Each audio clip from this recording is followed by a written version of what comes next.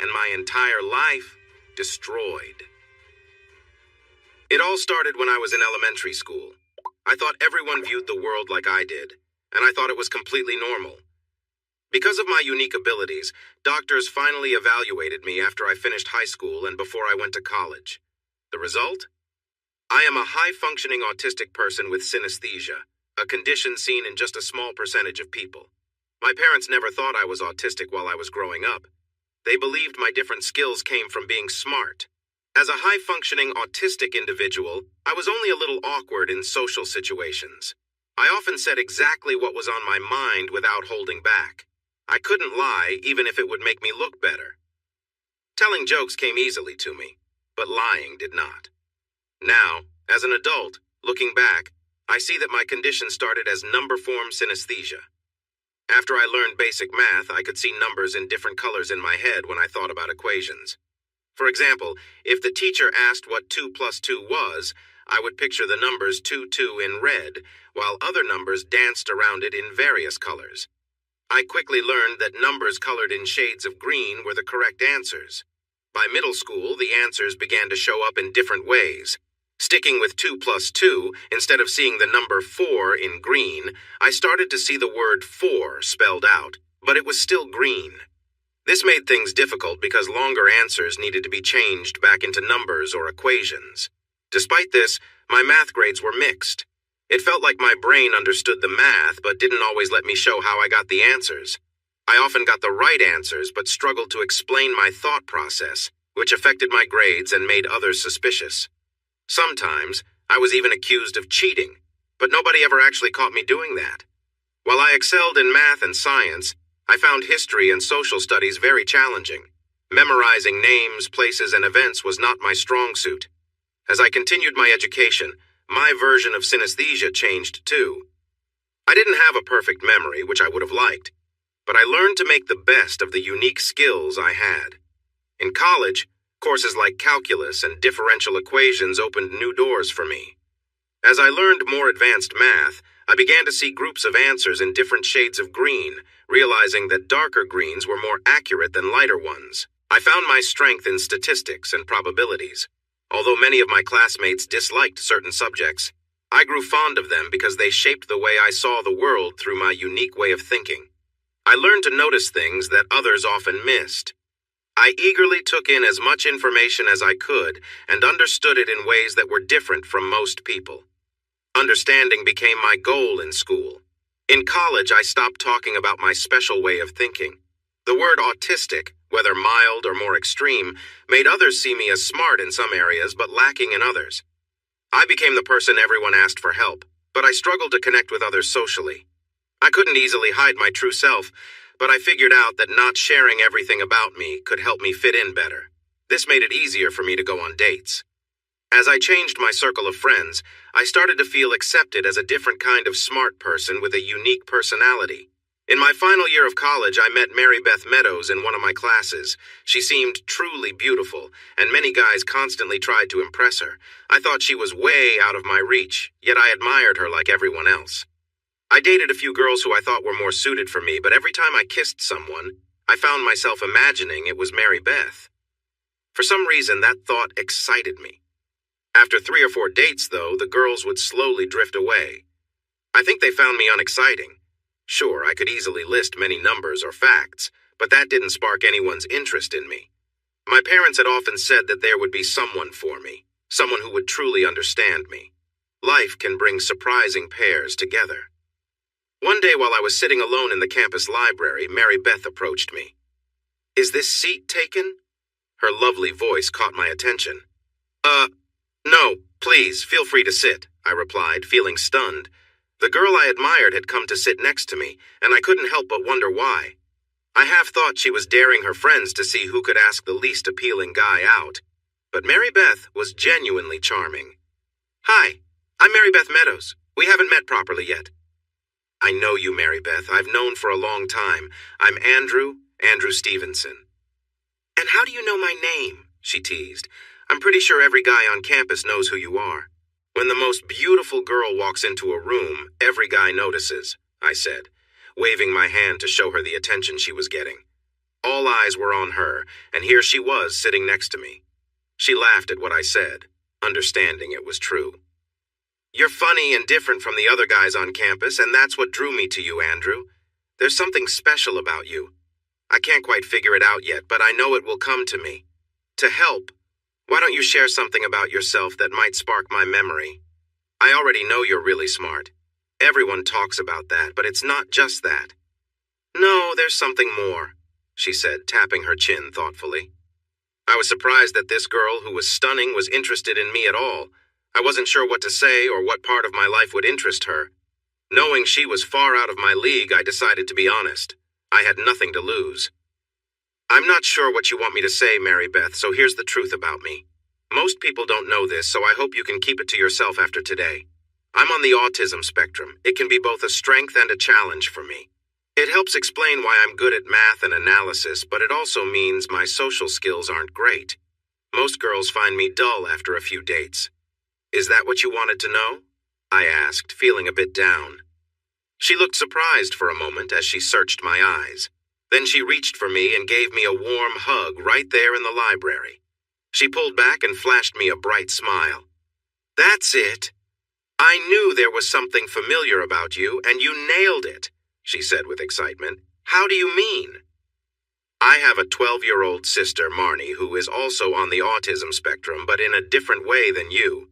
I wouldn't change anything about her. She is the sweetest and most caring person I know. She has shown me so much about the importance of all people. She trusts others completely, even when they let her down. I love her dearly and would do anything to help her. I can see some traits of Marnie's in you now that I think about it. That was the piece I couldn't place. That alone makes you special to me. I totally understand about your social skills, and it wouldn't bother me at all. I've learned that it's best to be honest and clear with wonderful people like you and Marnie. So I have to ask, Andrew, do you have a girlfriend right now? I shook my head. Great! Would you like to meet me on Friday at 6 at the Chinese Emporium restaurant? It's only 2 blocks from campus. I know the place, Mary Beth. I don't really like Chinese food, but I do like pizza. She laughed at my honesty. I really like that about you, Andrew. Most guys would pretend to like Chinese food just to go out with me. You're so refreshing. Luckily, I love pizza too. Can you meet me at the pizza shop at the same time instead? I smiled and nodded. It's a date then. I'll see you in class tomorrow, Andrew, she said, giving me another warm hug. I hugged her back and she left as quickly as she arrived. That was how my relationship with Mary Beth Meadows began. We had a great time whenever we were together. She told me that I was the most interesting person she had ever met. She loved my thoughtful ideas, and we always had plenty to talk about. I wanted to learn everything about her. She reminded me of the actress Sydney Sweeney, with a lovely figure. I felt so lucky to be in her life. Other guys would try to talk to her right in front of me, but she would just brush them off and focus on me. On our 4th date, she invited me to her home to meet her family. Her sister Marnie liked me right away and stayed close to me all night. She seemed to see something special in me. I admired her sketches, which were impressively detailed. Mary Beth had never mentioned how talented her sister was. Marnie could draw animals with amazing shapes, and she had never had formal training. Her parents also liked me a lot and seemed happy with Mary Beth's choice. I enjoyed being close to her, but I let her lead the way in how we got closer. I was anxious about being too forward, and to make things even more challenging, I was inexperienced. I had seen a lot of movies, but that was different from real life. As the school year came to a close, she suggested we get a hotel room for a Saturday. We spent the day exploring our connection. It was clear she had more experience, but she was patient and supportive. By the end of the day, I felt more confident in this new part of my life, though I still had much to learn. We both wanted to make each other happy. It was an incredible experience for me. During our conversations that day, I shared with her about my synesthesia as best as I could. She was really interested in it. She had heard about synesthesia before, but had never met anyone who had it. My parents also adored Mary Beth and often praised me for being with someone so lovely who accepted my quirks and fit perfectly with me. A week before graduation, I asked her to marry me. To my surprise, she happily said yes. Her parents requested 6 months to plan the wedding, and we chose a date in December. This gave us time to find jobs and a place to live, and we enjoyed making all our decisions together. Mary Beth graduated and became a licensed clinical social worker. She got a job at a local school, working with teenagers, earning a good salary of $88,500 a year. Her love for helping others inspired her to work with students who needed special support. It was a perfect match for her, and I was so proud of her achievement. As for me, my studies focused on applied statistics and data analytics.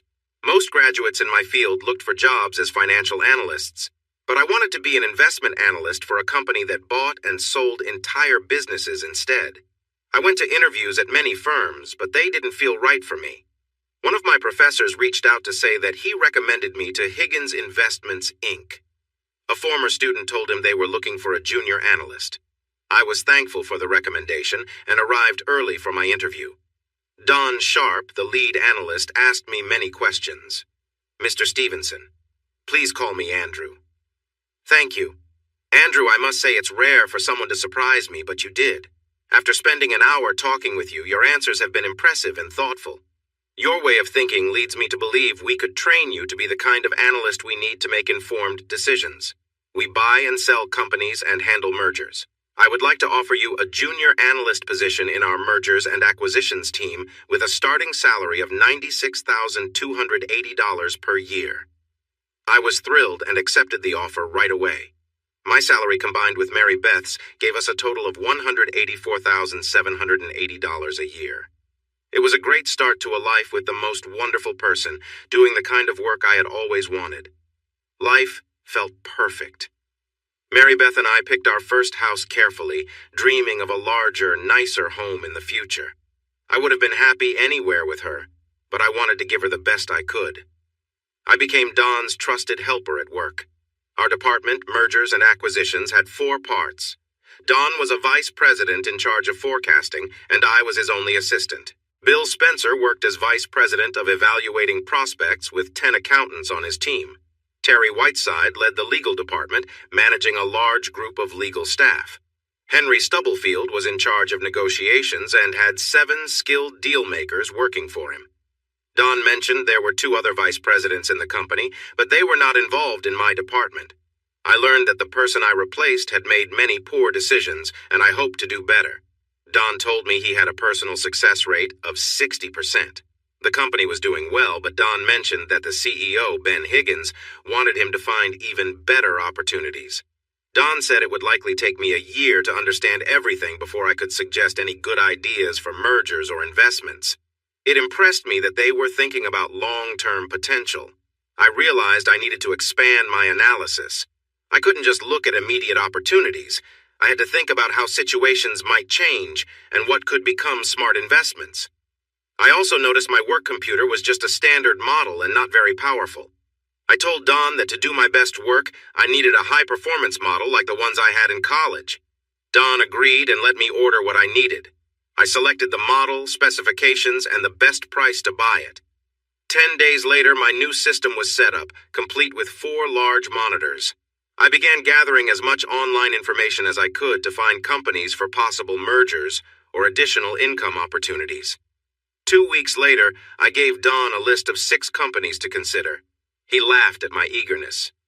"Andrew, there's no way you could have come up with one solid idea in such a short time, let alone 6. He chuckled as he looked at the paper I handed him. "Where's your research, son? All I see here is a list of 6 names. If there was anything important about these companies you just gave me, there should be plenty of documents to support your research on each one. This feels like a long shot. Are you serious?"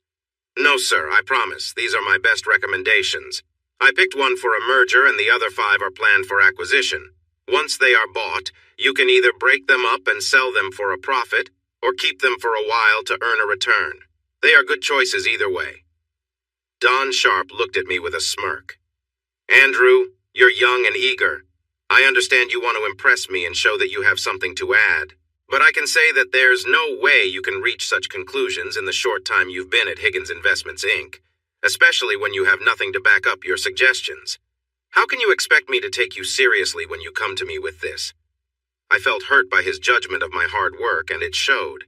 "Don, I know you don't know me well, so trust may be hard for you to find. Could I ask a favor? Sure. What is it? Please don't throw that list away. Keep it and track the progress of each of those companies over the next few weeks. I believe you might be surprised. You hired me because you thought I had some natural skill. I've used that skill, and these seem to be the best chances right now. No, I don't have lots of paperwork, but I've thought through these names carefully. Are you serious? You want me to spend time watching you guess? Yes, sir, if that's how you see what I do. I call it a thoughtful analysis. You've really annoyed me. I'm going to check your names with my team in mergers and acquisitions. I'll ask them to look into each one and tell me everything about them. I'll let them know these are tips I want fully examined. If, after reviewing their information, I find at least 2 of the 6 are good options, you can keep your job. I normally would say even 1 is enough, but anyone can have a lucky day. If less than 2 are good, you're out of here. If 2 are worthy of our attention, you keep your job and I'll respect your instinct. If more than 2 work out, I'll make sure you get a raise. He laughed condescendingly and walked away. My job seemed uncertain even though I had worked hard for them. I didn't understand the situation. A week later, I was told to go to conference room 2010C for a surprise meeting at 10 a.m. I felt nervous because I couldn't find Don, and he wasn't answering my calls. I worried that I was going to be let go. I walked into the conference room at 9:55 and saw Don with 7 other well-dressed men around the table. The only open chair was at the end of the table, so I took that seat. There was a lot of talking when I entered, but it became very quiet as soon as I stepped in. 6 of the men had big stacks of papers in front of them. 1 man, besides Don, did not. Don got up. Right on time, Andrew. Thanks for coming in on such short notice. You're my boss, Don. If you ask me to be here, I will be. Exactly. Now let me get to the point. These gentlemen work in mergers and acquisitions like we do, but in a different area. Think of them as the ones who check the ideas we send them. Usually, they just approve the papers we give them for confirmation. Since we didn't give them anything for the 6 company names you provided, they had to gather the information themselves. They are here to decide if our recommendations are good. Bill Spencer is the head of their department. He was unhappy that we didn't check a company before recommending it.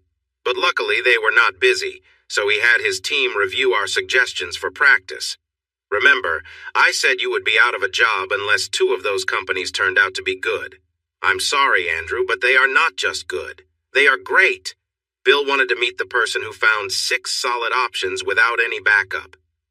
Bill Spencer added, "That's right, Andrew. I thought Don was giving us busy work to waste my time."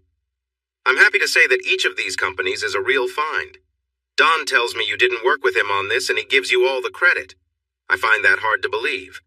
I think he wants to impress us after his last employee didn't do well. There's no way you found these names by chance. That's why we are here. Tell us, Andrew, if what Don said is true, how did you come up with these 6 opportunities for us to look at? The conference room was silent. I felt all the attention on me. I had to tell the truth. I spent about 16 hours a day for 2 weeks looking through many online articles, annual reports, and stock market information for my research. I used 4 large screens to show all the information at once, searching for good options for Higgins Investments. After my analysis, I found 12 potential candidates that seemed promising. I did more in-depth research on these 12 until I narrowed it down to 6 that stood out. It was a mix of intuition and careful review that led me to these choices. Everyone in the room burst into laughter. After a moment, Bill took charge again. I have to give you credit, Don. You promised us an interesting story, and I'll say this. As long as you keep finding great candidates like these, I don't mind how you do it, whether it's by throwing darts or some other unusual method. Keep your secrets if you want. But Don, we're going to have a meeting with our CEO, Ben Higgins, tomorrow to share this good news. And with that, the meeting ended. About an hour later, Don called me into his office. Andrew, I'm not sure how you do it, but I hope you have more ideas like this. I'm a man of my word and will request a 25% raise for you. The HR team will probably negotiate down to about 20%. If you keep this up, I'll continue to advocate for you. But I do have one request. Thank you, sir. What do you need from me? Work your 8 hours here in the office and don't work too late anymore. I don't want you to wear yourself out. It's fine, Don. Mary Beth and I will be getting married soon, but she won't move in with me until after the wedding. So right now, there's no one waiting for me at home. I thought I could put in extra hours now since I might not be able to later. You're a lucky man, Andrew. I met your fiancée when she visited you a few days ago. Many people will envy you at Higgins Investments. I'm grateful she chose me to be her partner. I hope I can make her as happy as she makes me. When Mary Beth and I got married in early December, we took a week-long cruise to the Caribbean for our honeymoon, hoping for warmer weather. She wished for a more expensive location like the Maldives, but I chose a more practical option. We had a lovely honeymoon and met many older couples who were celebrating their long-lasting marriages. They shared their advice and secrets for staying together for so many years. That year, we went to our first company Christmas party hosted by our CEO, Ben Higgins. It was held at his beautiful mansion. I had seen Mr. Higgins around the office and knew he met with my supervisor, Don Sharp, often. Mary Beth and I were surprised by how grand the mansion was. The decorations were lavish, and there was plenty of delicious food and drinks. Mr. Higgins made an effort to talk with everyone, including us. He kindly asked to dance with my lovely bride. Mary Beth was amazed by his friendly nature and thought he was a true gentleman, engaging her in interesting conversation. I felt a bit awkward in these social situations, so I mostly danced with Mary Beth during the slow songs, but we both enjoyed ourselves. We shared a table with Don and his wife Julie, and they were great company. Mary Beth and Julie quickly bonded and became good friends by the end of the night. 9 months later, we welcomed our daughter, Elizabeth Marie Stevenson, into our lives. She brought us so much joy. Mary Beth became an amazing mother, caring for Elizabeth with great love and attention. Our parents were very excited to help with their first grandchild, and we happily accepted their offers to babysit. Meanwhile, I got 2 raises at work, each one increasing my salary by 10%. Our company was doing really well, thanks to Ben Higgins taking Don's suggestions seriously. Don started sharing my ideas with Mr. Higgins, claiming they were better opportunities for growth. A year and a half later, we welcomed our son, Andrew Stevenson Jr., who looked just like me when I was a baby. We joined the Christmas parties at Mary Beth's school. These gatherings were usually potluck events where everyone brought their favorite holiday treats. They were much smaller than the parties at Higgins Investments, and I felt more at ease. I enjoyed chatting with her co-workers, who praised Mary Beth for her hard work. I couldn't have been prouder of her. However, Mary Beth always wanted to make sure we didn't miss any of the Higgins Christmas events because she loved mingling with the wealthy. Most of the board members were very wealthy, though not as rich as Ben. Some drove expensive sports cars to the Christmas parties, while others arrived in older cars that they had carefully restored. To me, a car was just a car, but not to Mary Beth. She pointed out fancy cars like the Lamborghini, the Aston Martin, and the Bugatti that some board members drove. Her favorite was the Bugatti Chiron, which she said was the least expensive at a price of $8 million. I love Mary Beth and want her to have what she wants, but I couldn't understand why we would need a car that costs almost 6 times the value of our home. She sometimes found my practical thinking frustrating. Then, unexpectedly, we learned we were going to have another baby. This pregnancy was harder on her than the others. She was very strong, and with my support, we welcomed our daughter Daisy May, who joined her brother and sister. We both agreed that 3 kids were enough, and Mary Beth convinced me to have a vasectomy. She promised that without the worry of another pregnancy, our relationship would improve. I trusted her and went through with the procedure. I was a bit sore for a week, but everything turned out well. True to her word, our connection grew stronger. I never regretted my decision, and we were happy as a family of 5. In the following years, I noticed at the Higgins Christmas parties that our CEO, Ben Higgins, danced only a few times with his wife and spent a lot of time dancing with the wife of one of the board members. Tonight, it was Julie, Don's wife, who got most of his attention. This confused me because Ben's wife was very nice. She was not a showstopper, but I had heard that she gave him 2 lovely children. I assumed I just didn't get some social cues. I began to notice a striking, dark-haired woman who was always near Mr. Higgins. She caught my eye when she looked at me during one of the parties. Though she was very beautiful, she didn't seem to be with any specific man. I saw her dance with a few board members, but she always stayed close to Mr. Higgins. I wondered if anyone else found this strange. Dawn? Who is that dark-haired woman who seems to be following Mr. Higgins all night? Doesn't that seem odd? Who? Andrew? You mean the one in the business suit? Yeah, her. I think she likes Mr. Higgins, but he doesn't seem to notice her. Don laughed. She's keeping a close eye on Ben. That's Kayla Feldman, his head of security. His head of security? She's very attractive, isn't she? Don't be misled by her looks, Andrew. People say she resembles Steffi Cohen, the famous bodybuilder, but she's tougher than she seems. She was a commander in the Israeli Defense Forces and is known as the Iron Lady. Ben met her at an event years ago and got her to work for him. As a billionaire, he has to be careful even during Christmas parties at his home. Well, I'm not sure what it means, but a little while ago, she looked at me for a few minutes. It felt uncomfortable. She had a confused look on her face. Now I'm wondering if she sees me as a possible threat to Ben. Believe me, Andrew, you don't want to upset her. I've seen videos of her in combat training. She's quick and clever. Very few could match her skills. But she knows everyone here tonight. She has a record on all of us. Very little goes unnoticed by her. Ben is lucky to have her. I tried to spend as much time with our kids as their mother Liz did, but Andy and Daisy always seemed to prefer her company. This was a bit disappointing for me, but I learned that kids often feel a stronger bond with their mothers. After all, she cared for them in ways I couldn't. How can a father compete with that? I also noticed that at the yearly Higgins Christmas parties, Mr. Higgins danced more frequently with Mary Beth. She enjoyed the attention from a successful man and assured me I had nothing to worry about. After feeling exhausted from the parties each year, I believed her completely. My trust was strong, and it went both ways. She never worried that I would be interested in the many attractive women who worked at Higgins. After being with Higgins Investments for 15 years, Don mentioned he might retire soon. He and Ben discussed ways to capture my thought processes that helped our company do so well. They hired an AI expert to follow me for 2 weeks, interview me, and create a system that gathered the same information I reviewed weekly for dozens of companies. However, what he couldn't replicate was my ability to understand and analyze that information. I was asked to explain exactly how I identified the right names with such accuracy. I would explain how I got the ideas in my head by talking about Kirlian photography. This is where objects glow when they are in an electric field, which is called a Kirlian aura. I could see a glow around people and things that looked like those Kirlian images.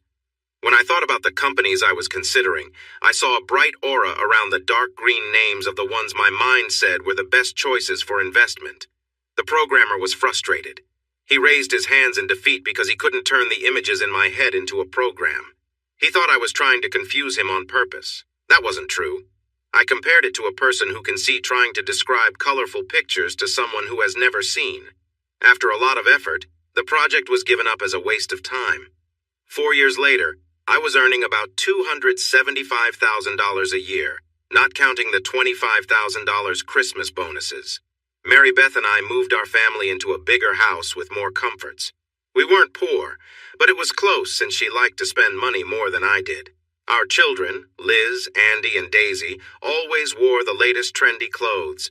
Mary Beth loved her expensive dresses, even though they weren't needed for her work. One Christmas, she bought me an expensive suit, but I only wore it twice, once for a wedding and once for a funeral. I felt out of place wearing it often at work. She was not happy about this, but eventually understood that I tended to stick to my routines, so she let it go. At the next Higgins Investments Christmas party, our CEO, Ben Higgins, spent more time dancing with Mary Beth than I did. She enjoyed the attention from someone so important and said it would have been rude to say no. After all, he was her boss's boss and had a big say in my job and pay. It bothered me that he focused on her so much. On the way home, she tried to talk about the evening, but I could barely give her 5 words. She often knew when to stop talking with me. Later that night at home, she seemed very affectionate toward me. I had a feeling it wasn't just about me, and that bothered me. I told her I wasn't in the mood, watched TV for a while, and fell asleep on the couch. She was a bit upset for a couple of days, but we soon returned to our comfortable routine, like an old glove fitting a hand. There was no doubt that we were meant to be together and would never let anything come between us. Daisy, our daughter, looked just like her mother. Mary Beth, as the youngest, held on to her tightly and didn't want to let go. But time keeps moving. 18-year-old Daisy started college 600 miles away, sharing a dorm with another girl as she studied the arts. Liz had already graduated and married a nice young man named Derek Tremont, whom we both liked. Andy was in his junior year of college working towards his engineering degree. None of our kids showed any signs of mixing up senses, which is called synesthesia. Mary Beth and I were trying to adjust to a quieter home with no children. She missed the kids even more than I did. To be honest, I was looking forward to the freedom we now had without kids around. Mary Beth seemed to be trying to find her way through this change. The following year, we went to her company Christmas party, and I felt more relaxed than ever before. When I heard about the Higgins Investments party, I didn't mention it to Mary Beth. Instead, I planned a nice evening out with dinner and a show. We ended up at a nightclub where we danced together all night. Back home, we enjoyed the new freedom and ended the night in a way I would always remember. The next week, she asked me when the Higgins Investments party was. I told her we had missed it because I forgot. She was upset and scolded me for taking away her chance to mingle with important people. I told her I preferred to spend time with her over anyone else, but she didn't see it that way. She looked forward to that event every year. I apologized for my mistake, and soon we moved past it. The next year, Don Sharp announced he would retire from the company. I thought I would be the only one who wanted his job. Don was one of the board members and well off because of it. So I was shocked to learn that there were 4 other people hoping to take his place. I guessed it paid very well, though I didn't know the exact amount. I asked Don if we could talk in his office. "Hey, Andrew, what can I do for you today?" All these years we've been honest with each other because that's just how I am, right? Yes, Andrew. That's one thing I really appreciate about working with you. You always say what you think. I can't imagine having a more straightforward colleague. Then you know what I'm going to ask. What's going on, Don? I thought you were preparing me to take over when you stepped down. Did I not meet your expectations while working with you? Meet? You must be joking. You've gone beyond anything I could have imagined. You are the best forecaster I've ever known. If that's the case, then why are 4 others being considered for your position? Why am I not the obvious choice? Does anyone really think they can choose better investment options than I can? Of course not, Andrew. I'm just as confused as you are about this. If any of those 4 from mergers and acquisitions were chosen to take my place, they would struggle without your support, just as you have supported me. You have been a huge part of my success, and I am grateful for it. I'm being completely honest with you. I've told Ben how skilled you are. I've done all I can to get you raises and bonuses. I'm fully behind you. Nobody deserves this promotion more than you do. It just doesn't make sense, Don. I agree. The only reason I can think of is money. How so? I won't tell you my exact salary, but let's just say I earn a lot more than you each year. The candidates for my job earn even less than you. One idea I have is that the company wants to save money by hiring someone who costs less to replace me and keeping you in your position. Your salary is already at its max. The new hire has a long way to go to catch up to you. If Ben places a lower-paid person above you, and you continue to provide your excellent insights like you have for me, the company could save a lot by avoiding matching my salary. However, with the new title as Director of Investment Recommendations, the replacement would have a respected position that comes with a higher pay, which is puzzling. Ben isn't sharing his thoughts on this. I've made it clear to him that not promoting you would be a huge mistake for the company, but it's not my choice to make. Thank you for being honest with me, Don. Do you think there's anything I've done that could make Mr. Higgins view me as unfit for your job? That's the problem. I've praised you since the day you first showed me how capable you are. I've never said anything good about any of those other candidates to Ben. The only other idea I have is that one of the accountants might be Bill Spencer's son. He has been trying for years to find a way to get his son a place on the board. If he had something against Ben, maybe some sort of secret, he might try to use that to pressure Ben into picking his son as my replacement. It feels like hard work doesn't pay off anymore, Don. I would never blackmail anyone to get what I want. It seems like honesty and effort aren't valued these days. Don't give up, Andrew. Ben will interview each of you one by one in his office 1 or 2 weeks before the Christmas party. He said he wants to announce the person chosen for promotion that night.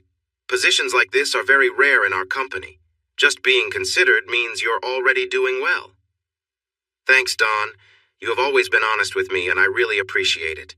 To be honest, without bragging, I believe I am the best person prepared to take over for you. But I am really nervous about the Christmas party. If someone else is named as your replacement instead of me, I would be so embarrassed and wouldn't want to be there. Large social gatherings are already hard for me, and thinking about this just makes me more anxious. I won't push you, Andrew, and I know I can't tell you what to do, but I think it would be a mistake to skip the party. It would really embarrass Ben to announce you as my replacement if you didn't even show up for the occasion. Just hold off on any big decisions for now. Wait until after your talk with Ben. You might feel better about what could happen after that. You always give good advice, Don. Thank you. That's exactly what I'll do. 3 days later, I found myself in the CEO's office. There were snacks and drinks available, which created a nice and relaxed vibe. His assistant asked if I needed anything else, and she promised to get it for me. I thanked her and complimented her for the spread. After some casual chat, Ben got right to the point. Andrew, Don tells me you have a special talent for picking the best opportunities. He has even said that you are a big reason for our company's success since you started here.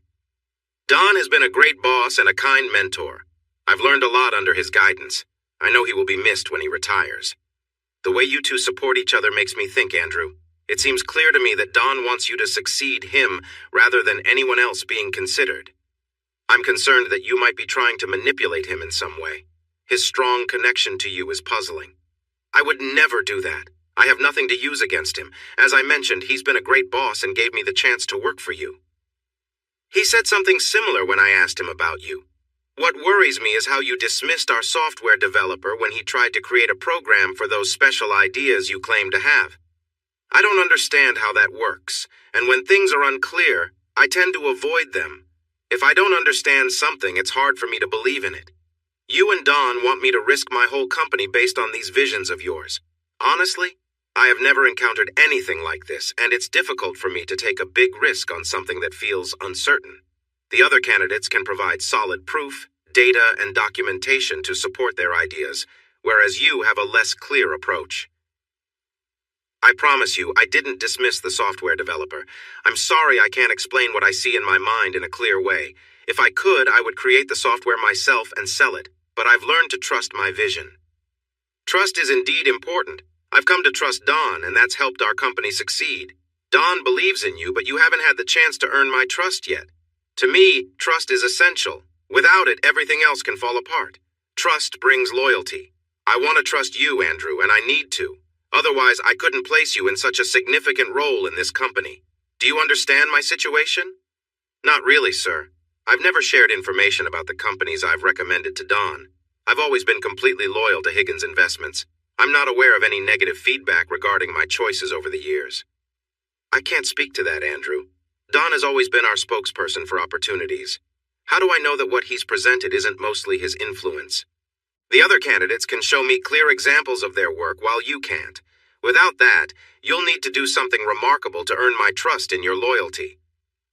What can I do, sir? What would you consider proof of my loyalty? That's a good question. Let me explain, Andrew. When I talk about loyalty, I mean full loyalty to me. If I say something, it should happen, no questions asked.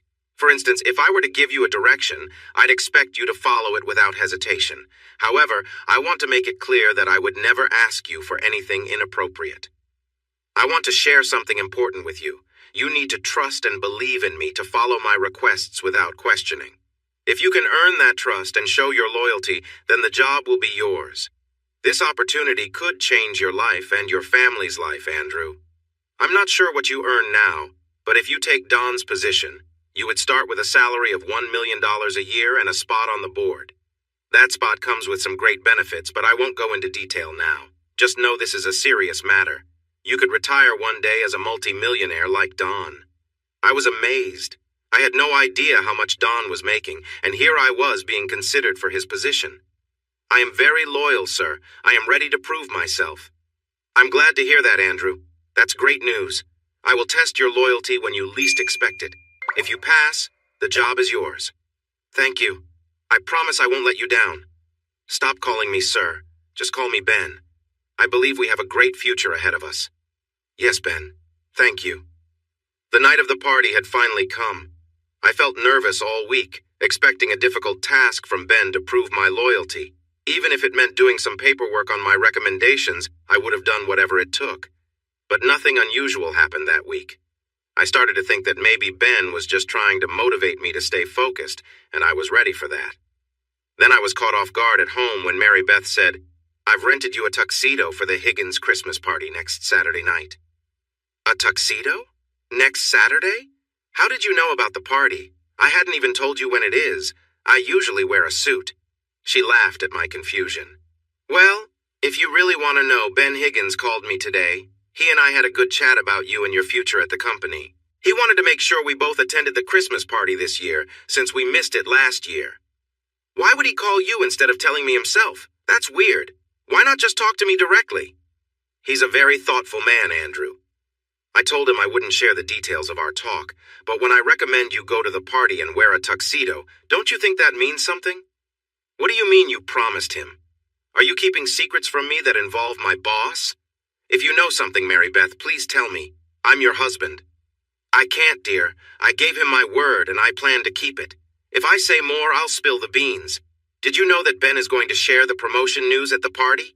I can't wait, she said with excitement. Ben? You call him Ben? I've worked for him for years, and I just found out today that I should call him that, I replied, feeling frustrated. Besides, he mentioned that he hasn't made a final choice yet. He wants to see how I handle things first. Who knows what that means? Think of it this way. This is a major chance for you. Whatever he asks you to do, show him you are the right person for the job and it will be yours. That's what he told me. As I put on my rented tuxedo, Mary Beth came out of the bathroom and joined me in the bedroom. What's going on? Why did you change your look? You know I love you just the way you are. Why tonight? Oh, come on, Andrew. It's only for now. I still remember what you like. I bought a whole new outfit for the party. I want to look the part of the wife of the top candidate replacing Don Sharp. The new outfit is a bit too snug, so I trimmed things a bit. I wanted it to look its best. I feel good in my new undergarments, and I hope you will too. New outfit? Is that the expensive dress you looked at before that cost a fortune? Yes, it is, dear. Thanks for noticing. I can't wait for you to see it. When you tried it on before, you showed a lot of skin. That dress was too revealing. I told you not to buy something like that. Are you trying to make me uncomfortable in front of my co-workers? Her mood shifted from happy to annoyed.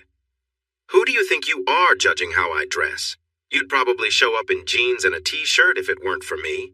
You'd be the laughingstock if it weren't for how I help you. You have no fashion sense, Andrew. Now finish getting ready while I dress. Tonight we will look like a powerful couple. A powerful couple?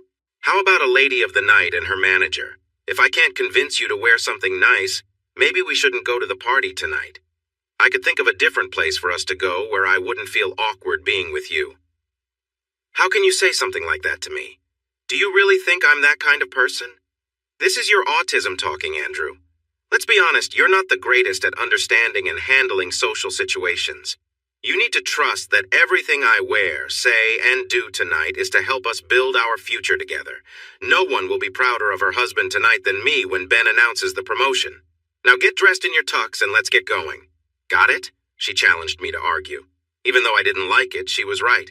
She's always been much better at understanding social situations than I could ever be. I guess I have to step up and see how this plays out. She speaks like she knows I'll get the promotion, but she can't say it out loud.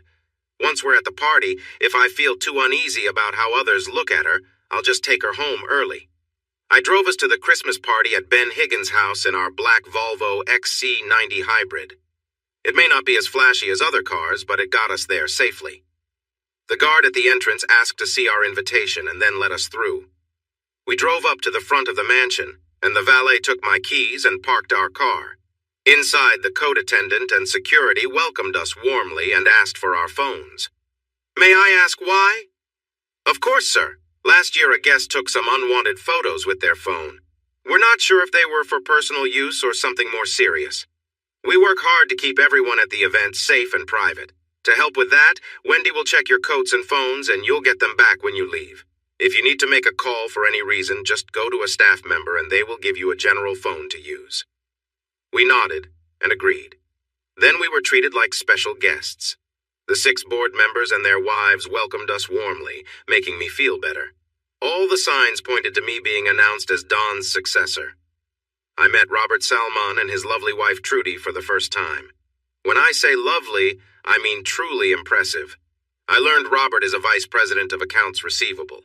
That's probably why I had never met him before. When he shook my hand, it felt like I was greeting a strong man. He was clearly a sturdy guy. Ben came over to us after we arrived. Every man in the room seemed to be paying attention to Mary Beth, and she enjoyed all the focus. I didn't really like it, to be honest. Ben greeted both of us and soon took my wife away for her first dance of the evening. About an hour later, Ben asked the DJ to get everyone's attention. Good evening, ladies and gentlemen, guests and clients of Higgins Investments. We've had a fantastic year, largely thanks to our outgoing VP, Don Sharp. Let's all thank Don for his dedication and many years of loyal service alongside his wonderful wife, Julie. She has helped the company with her many skills as well. Don, we wish you and Julie all the best as you enjoy your retirement. I have another announcement as well. We are happy to welcome Andrew Stevenson into his new role, stepping into Don's big shoes. Andrew, we look forward to great things from you and your lovely wife, Mary Beth. Both announcements received loud applause. The men around me shook my hand with excitement. I would have liked to hug my wife, but she was far away with Ben. She smiled and waved at me. Ben then encouraged everyone to enjoy the celebration. VP Robert Salmon and his wife Trudy suddenly appeared beside me. He shook my hand again, and Trudy gave me a cheerful hug. As the senior board member, Andrew, I am pleased to welcome you and your wife to the Higgins Investments family. You are being welcomed into a special group tonight. It's truly an honor. I own that Lamborghini Veneno Roadster you might have seen.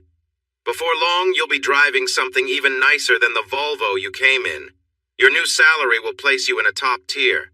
Please follow us. Ben would like to speak with you briefly in a room upstairs at the end of the hall. I nodded and followed them up the grand staircase.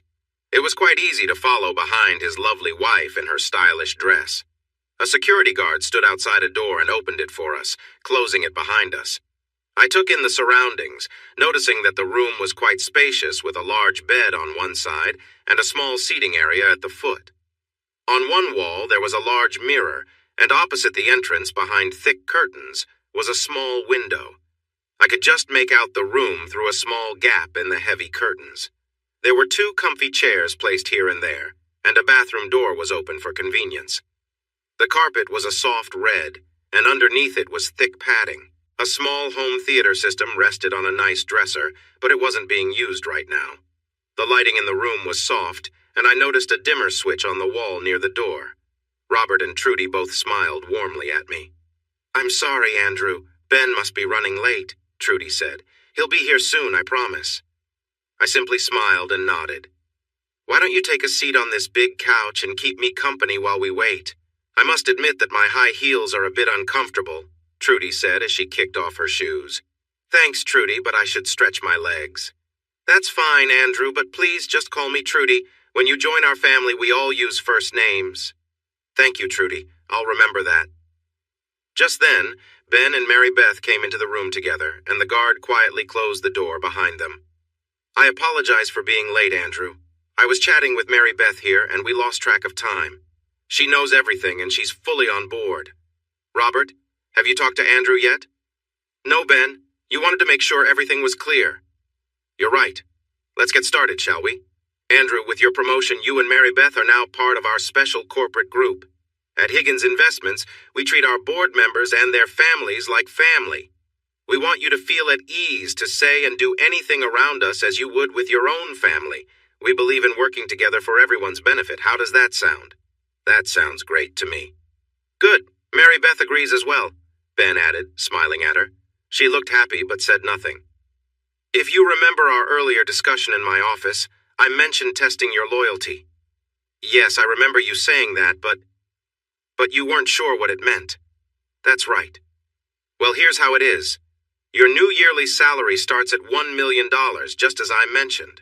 If you keep performing well, as Don said you would, that amount will keep increasing.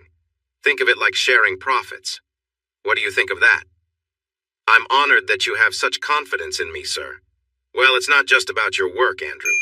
As I mentioned before, we're all part of a close family, a group that includes everyone equally. Mary Beth and Trudy are just as important to this family as you and I are. There are 7 wives in total, those of the 6 board members and my wife included. Earlier I talked about sharing, and this sharing also applies to the wives. I own a private island where we have our company board meetings 3 times a year. These meetings include a mix of work and relaxation. We go for a 3-day weekend in January, a full week in June, and another 3-day weekend in November.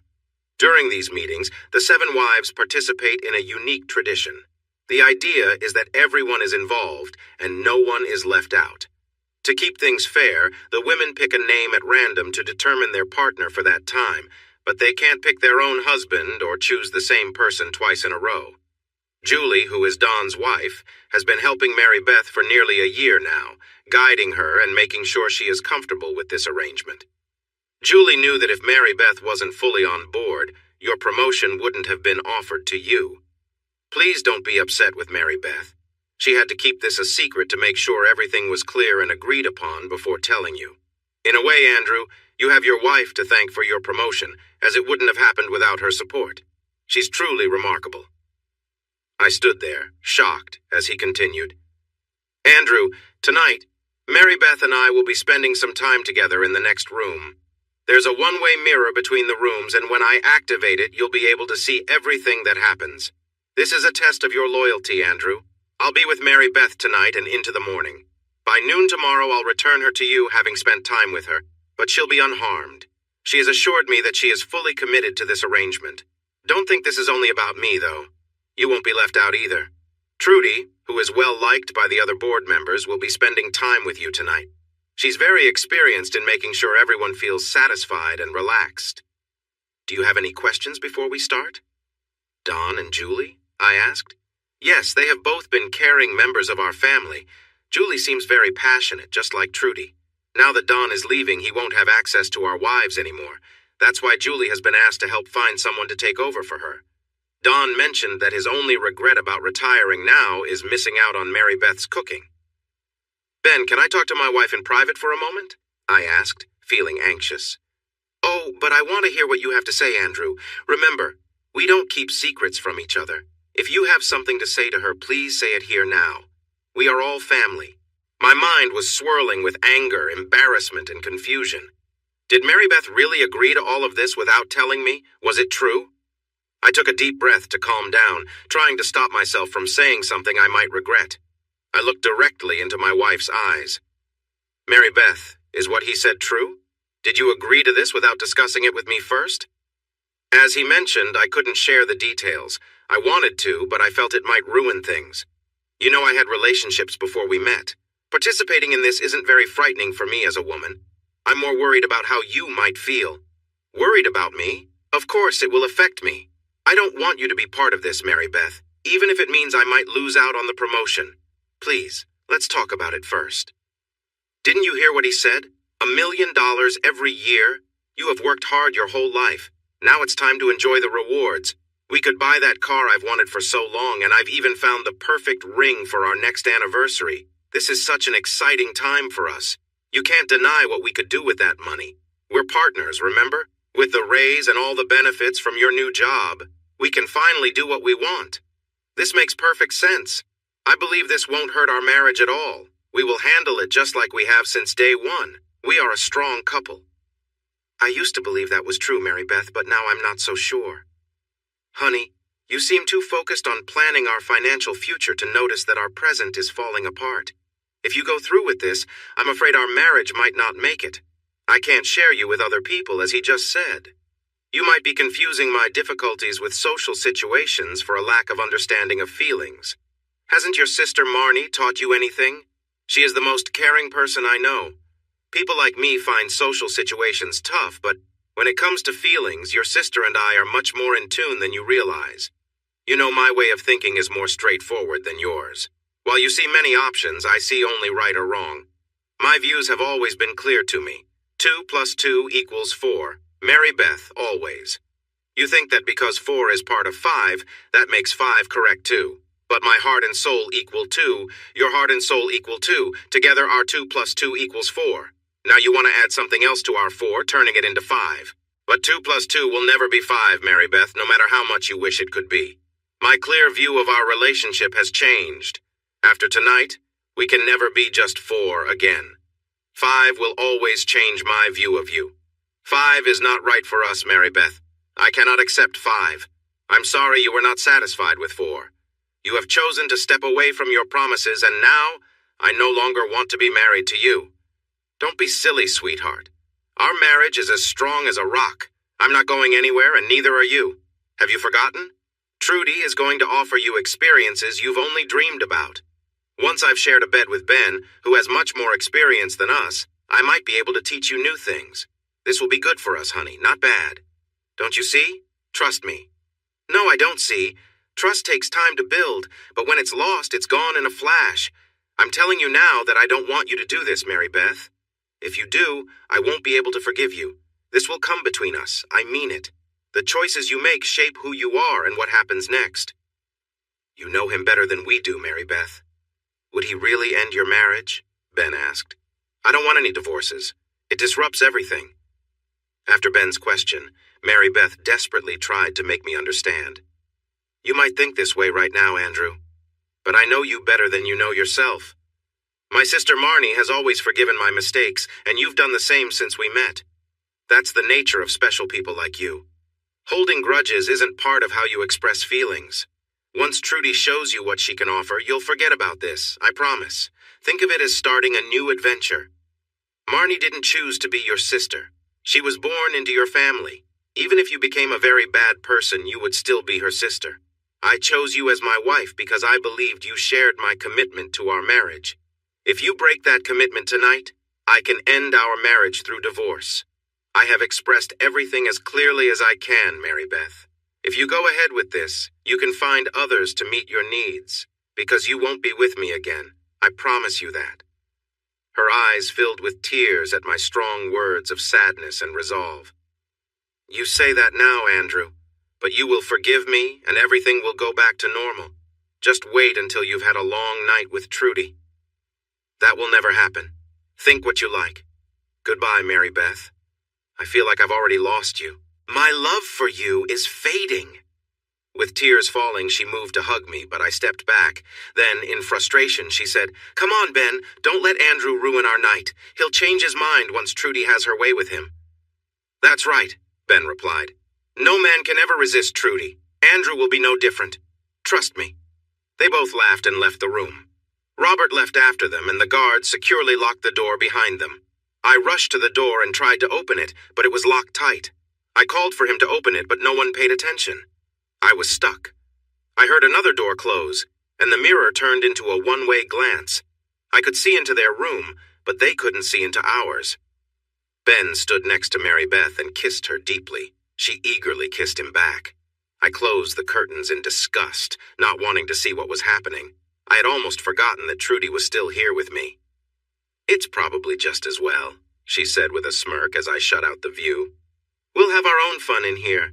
Maybe they should take notes from us, she laughed. What fun? I asked, confused. Trudy lifted her dress over her head and let it fall to the floor next to her purse. She stood before me, inviting attention.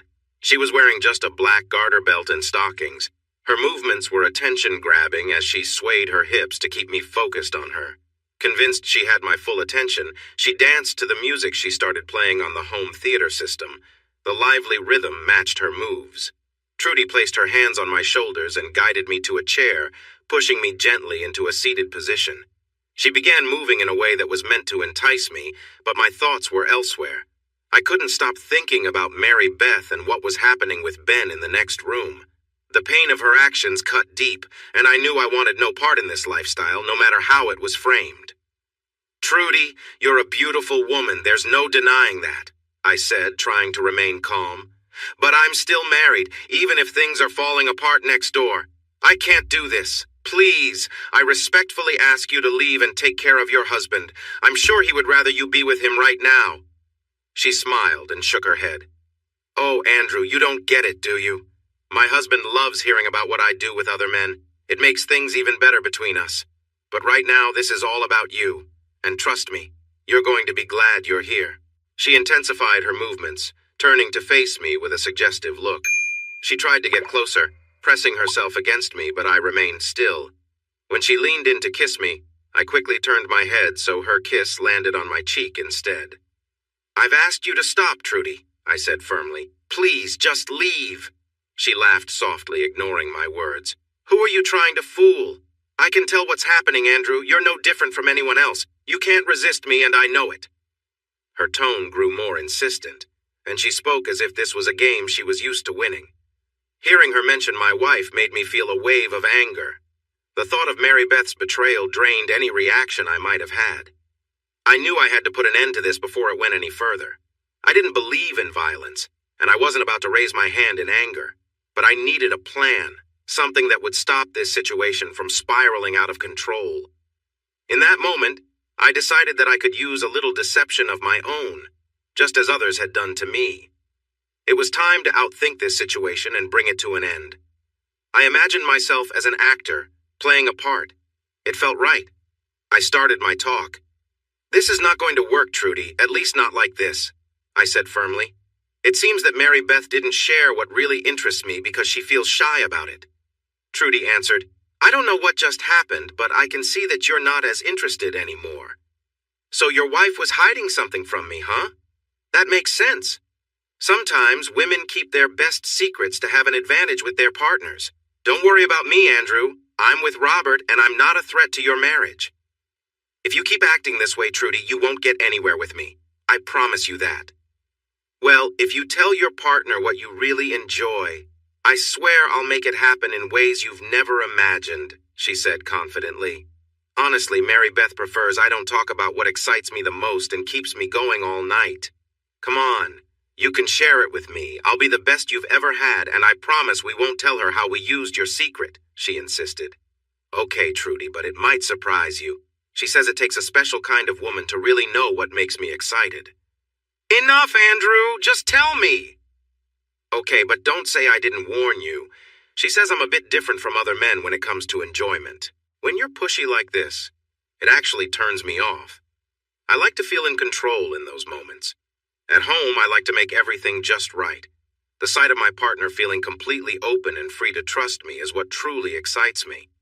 When I take action, I always make sure that we both enjoy ourselves. Even though I'm nervous about being with someone new like you, that's all I can think about. Have you ever tried something like that before, Trudy? I know it might be asking a lot if you haven't." Trudy laughed loudly and replied, "Is that all? Oh, honey, I'm practically a pro at this. I usually like to be the one in charge, but I see where you're coming from. The whole scene is about being in control. If that's what you want, I can help with that. But I don't think we have any ropes here." "That's okay, Trudy. I was a Boy Scout, and their motto is, 'Be prepared.' I always carry a pocket knife.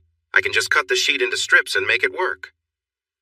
"They'll be soft on your skin, but still strong enough to hold you in place," Trudy teased. "Would you really ruin one of Ben's bed sheets?" I asked, trying to lighten the mood. "Think about it," she replied with a grin. "After tonight, I'll be making $1 million a year. I can afford to replace a sheet or two, though I'm sure Ben wouldn't mind donating them for our cause." I played along. "You're right. Let's get started. You cut and I'll rip the strips. You seem pretty excited about this." She laughed. "I am. The idea of being completely at your mercy is thrilling. Is that what you want?" "Exactly," I said, keeping the tone light, though my mind was racing. We began tearing strips of cloth from the sheet. Trudy giggled as we worked. Then I gave her some instructions, still keeping the conversation casual. "By the way, it's not a big deal, but it would help." "What's that?" she asked. "I noticed you're not wearing anything under your dress. Was that for my benefit?" She laughed again. "I skipped it on purpose. Why do you ask?" "It's just something I usually do with Mary Beth. She sometimes keeps a dress or her underwear on, and I paused, making the moment seem more playful. "Well, never mind. Let's just say it's a habit." Trudy smirked. "I see. Do you want me to put the dress back on so you can have your fun?" "Sure, why not?" I replied, keeping my voice steady. She wiggled back into the dress and I got her into position. I blindfolded her and tied her hands and feet using what I remembered from my time in Scouts. It was secure enough to keep her in place, and she seemed excited by the game. I made sure she was comfortable, then gently put a gag in her mouth. It was more of a light-hearted gesture than anything serious, but it kept her quiet. With everything set, I turned up the music to mask any sounds. I glanced through the two-way mirror into the next room where Mary Beth was with Ben. The sight of them together filled me with anger, and I could feel it building inside me. I took a deep breath, trying to focus, but the betrayal was hard to ignore. I needed to find a way out. The room felt completely soundproof with thick walls that made it hard to escape. It seemed like the walls might even have been doubled up with heavy insulation, so breaking through wasn't an option. As I looked around for an escape route, I spotted Trudy's shiny purse on the floor under the chair. I opened it and found her phone. This gave me an idea. I realized the only phones likely taken tonight were mine and Mary Beth's. I had to act quickly. I held Trudy's phone up to the window and started recording what was happening in the next room. Mary Beth was still engaged with someone, but then they moved to another activity. It was all captured on the phone. After a few minutes, I stopped the recording and sent a copy to my secure cloud account where I kept important photos and documents safe. Once I confirmed the upload was successful, I deleted the recording from Trudy's phone and removed all evidence of my actions. This way, I could have proof later if I needed it. After making sure everything was cleared, I put her phone back in the purse and returned it to where it was. Trudy was starting to show her impatience. I hadn't spoken to her or made any physical contact yet. She tried to say something through her gag, but only muffled sounds came out. I didn't want her to panic too soon. I needed a little more time to think of my escape plan. I sat next to her on the bed and gently touched her face and hair, keeping it casual and non-intimate. "Trudy, I just realized I haven't showered yet today. I wouldn't want to make things uncomfortable. Can you hang on a bit longer while I freshen up? Let me cover you up to keep you warm while I get ready." She sighed softly through her gag, seeming to urge me to hurry. After taking care of her for now, I focused on finding a way to escape. The guard outside the door was a problem. The bathroom was small with no windows or other exits, so I turned my attention to the window. Unfortunately, it wouldn't budge, confirming Trudy's comment that it was securely locked. I looked for a way to open the window and found a screw holding it in place just under the latch. I didn't have the right screwdriver with me, but I did have a small blade on my knife that was narrow enough to fit the screw. I adjusted the knife's blade to give me more strength and slowly started to unscrew it. After some effort, I finally got it loose and could remove it. With the screw gone, I easily raised the window and peered out into the night. The window ledge was quite high, about 25 to 30 feet up. I noticed the roof was steep and covered in fireproof red tiles. It looked risky, but it seemed to be my only way out. I checked on Ben and my wife, who were still busy inside. I took off my bow tie and cummerbund since they weren't needed. My black shoes had a shiny surface that made them slippery, and I realized climbing the roof in those shoes would be dangerous. Even if I managed to climb, the sound of my shoes on the tiles would give me away, so I took off the shoes, tied their laces together, and hung them around my neck, knowing I would need them later. Luckily, it wasn't raining, just cold and dry. I carefully backed out of the window and sat on the ledge. I looked around and saw no one below, so I continued my escape. The window was part of a small structure above, which added to the building's design. I grabbed onto it to pull myself up and stood holding tightly to the frame before closing the window from outside. The roof was steep, but I climbed up to the highest point. There was nothing to hold on to, so I had to focus on keeping my balance. I stood at the peak and slowly made my way in the soft moonlight toward another part of the roof in the center of the house.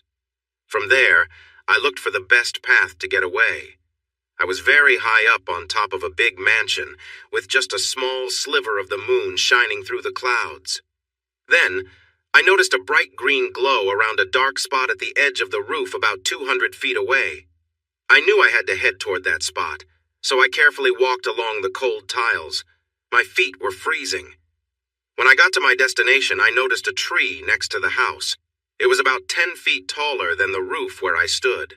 It looked like a fir or cedar tree, but it was only about 5 feet away from the edge of the roof. 5 feet might not seem like much, but if I missed, I would fall 30 feet to the ground. The tree was thinner at the top, and I wasn't sure it could hold me. I decided it was now or never. I'd rather take a chance than stay in a bad situation. I sat down and put my shoes back on to protect my feet. Then, with no other choice, I jumped and tried to grab the branches to stop my fall. The tree bent under my weight and I felt myself slipping down. I held on tightly to the trunk. I stopped just above the ground, about 4 feet up. I knew if I let go, I might get hurt, so I pushed away from the tree and released my grip. I landed hard but tried to cushion my fall by bending my knees. The tree bounced back into place, and I lay on the ground, my heart racing. A quick check showed scratches on my hands and one on my neck, but I didn't see any serious injuries.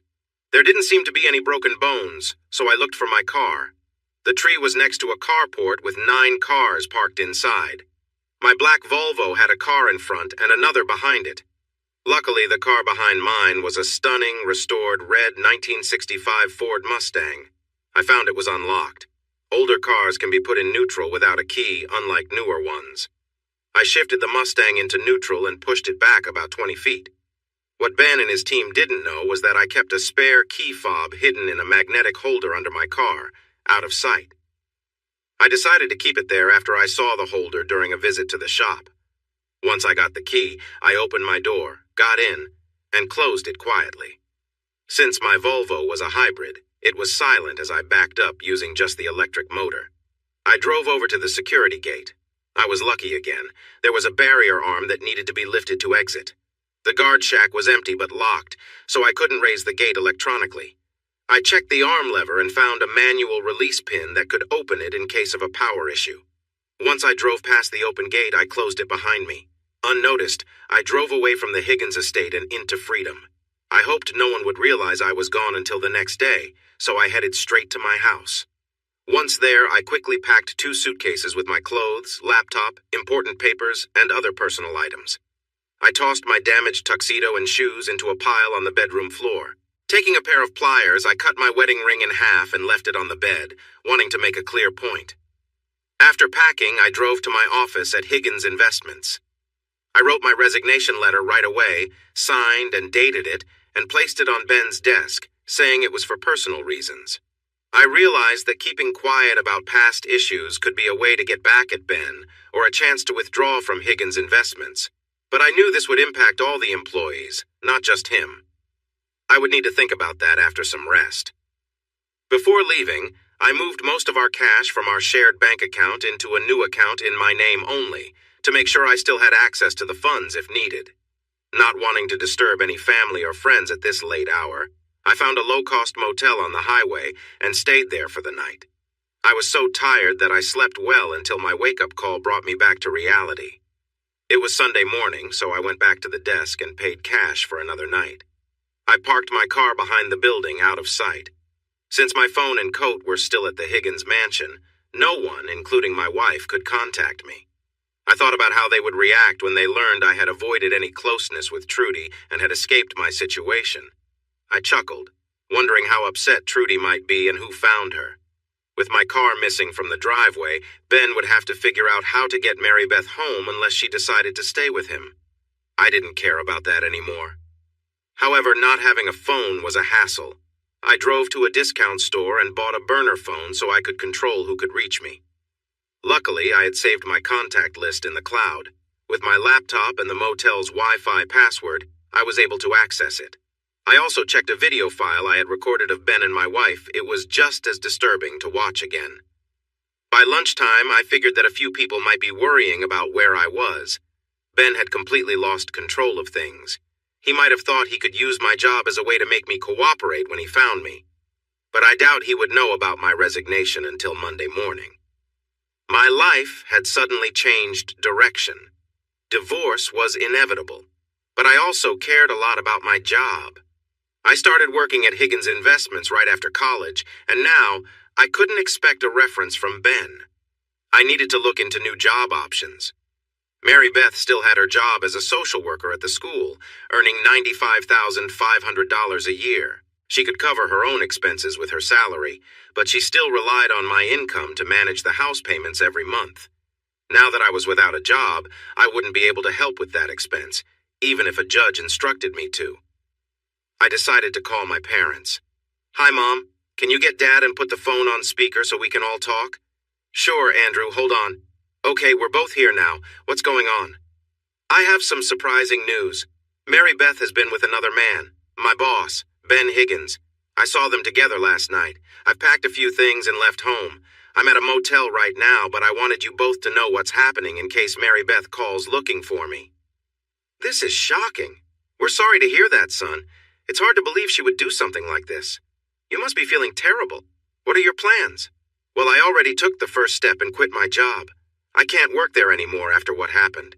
Mary Beth expects me to overlook it. I can't do that. Right now, I feel like I want a divorce. I don't want to see or talk to her for a while. Her betrayal hurts too much to deal with right now. How did this happen, son? Weren't you going to a party last night? Yes, it was at his house. I was in a locked room with a one-way mirror where I could have seen what was happening, but I didn't want to. I knew enough to understand what they did, and it's something I can never forget. I managed to get away and spent the night at a motel. I'll stay here tonight, too. If Mary Beth, the kids, or anyone else asks about me, could you tell them you don't know where I am? I don't want anyone to find out what I'm up to except for you two. Of course, Andrew. We're always here for you. We're so sorry this happened. Don't ever think this is your fault. You're a good husband. She seems to have lost her way, and it might be hard for her to come back from this. I'm not sure about being a good husband, but I did my best. I'm not telling the kids just yet. I can't stay at a motel forever. Would it be okay if I stayed with you both for a little while until I get back on my feet? Of course. Our home is your home. We'll start cleaning out your old room today. Just tell us what you need and we'll do our best to help. We care about you, son. I care about you both, too. Here's my new phone number since my old one was taken away. I'll talk to you later. Later, I picked up a hot meal from a nearby diner, which helped calm me down. The food was decent, and it gave me a chance to think about what to do next. Right now, I wanted to give Mary Beth some space after I dismissed her choices. I wanted her to feel a bit of the stress she caused me. She probably has my old phone now without knowing how to get in touch with me. Good. Back at the motel, I took an afternoon nap. I wasn't in a rush. I woke up at 3:30 p.m. to a call. No one else had that number. Hey, Andrew, my dad started. How are you doing? You woke me up from a nap, but I'm eager for any news. Okay, I just wanted to let you know that Mary Beth called asking if we had heard from you. Oh? Yes, she said there was a big misunderstanding at the party last night. She mentioned you saw her dancing with Mr. Higgins and thought it meant something different. She told us you left without saying anything and that no one has seen or heard from you since. She is really worried about you, and mentioned that your feelings might have played a part in your reaction. She asked us to let her know if we hear from you. How could she say that? She's not taking any responsibility for what happened last night, and is trying to use my feelings as an excuse. We didn't tell her we had heard from you. I just wanted you to know what she said. As you mentioned, she's denying that anything happened with your boss. She also said you just got a big promotion and a raise and she wants to celebrate with you. I'm sure she does. Wait until she finds out that I quit. I wonder how much she'll want to celebrate then. Your mother and I trust your judgment, son. Your room is ready whenever you want to use it. Thanks, Dad. I might bring my things over tomorrow after I check out. I appreciate you and Mom letting me stay for a bit. I'll try not to disturb you too much. I laughed. You're always welcome here, Andrew. We love you, and we're proud of you. That evening, I looked for job opportunities on my laptop. What I found wasn't very encouraging. Without a recommendation from my time at Higgins Investments, I would have to start over. Still, that seemed better than facing constant betrayal. No amount of money could make me stay there. Not even $1 million. On Monday morning, after taking a shower, I checked out of the motel. I took my 2 suitcases back to my parents' home and moved into my old room. It felt good to be in familiar surroundings. This place had always been my safe spot, and it was comforting to know it still was. By now, Ben would have told Mary Beth about my resignation. He could try to convince her otherwise, but I knew he had no choice. Later that evening, as we finished dinner, my dad's phone rang. He told me it was Mary Beth calling. I asked to speak with her. It was time to face the situation. Hello, Miss Meadows. How is your sister Marnie doing? Andrew, is that really you? Yes, my name is Andrew Stevenson. Is there something you'd like to share besides what you told my parents earlier? Please stop calling me that.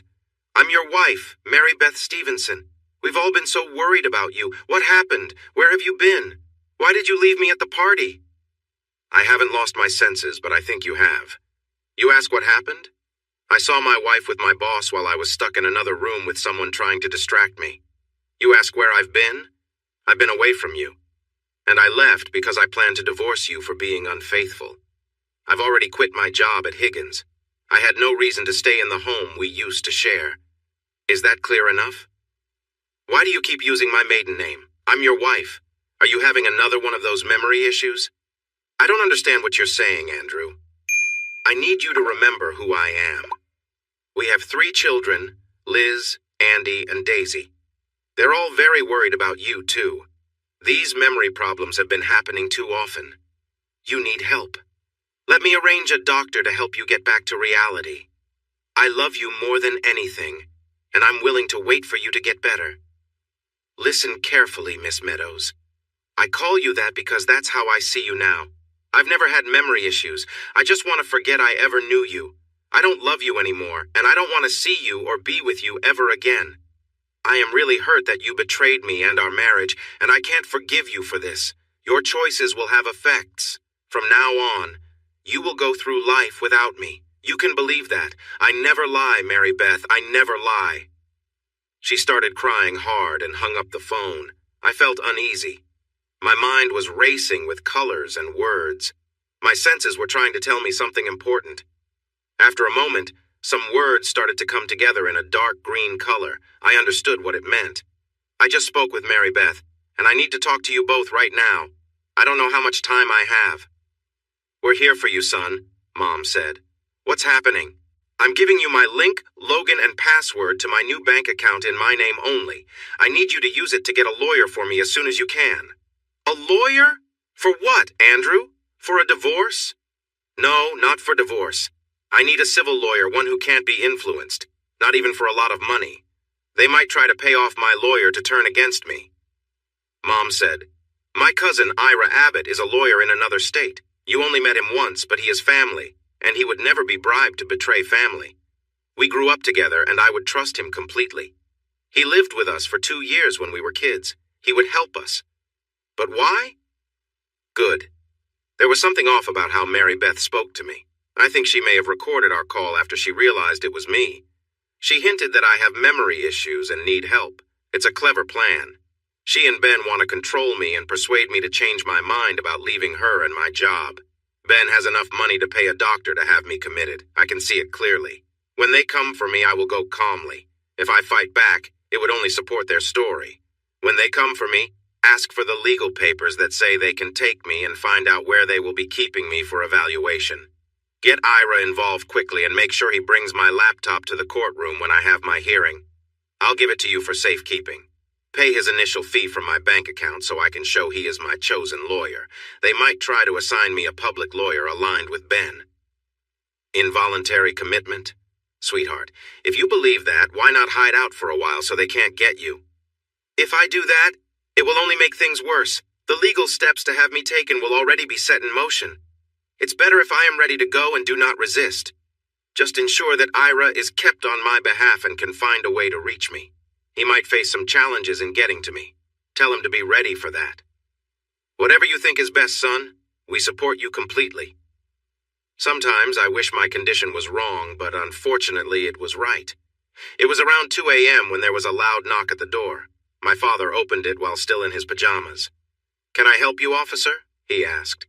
Yes, is Andrew Stevenson here right now?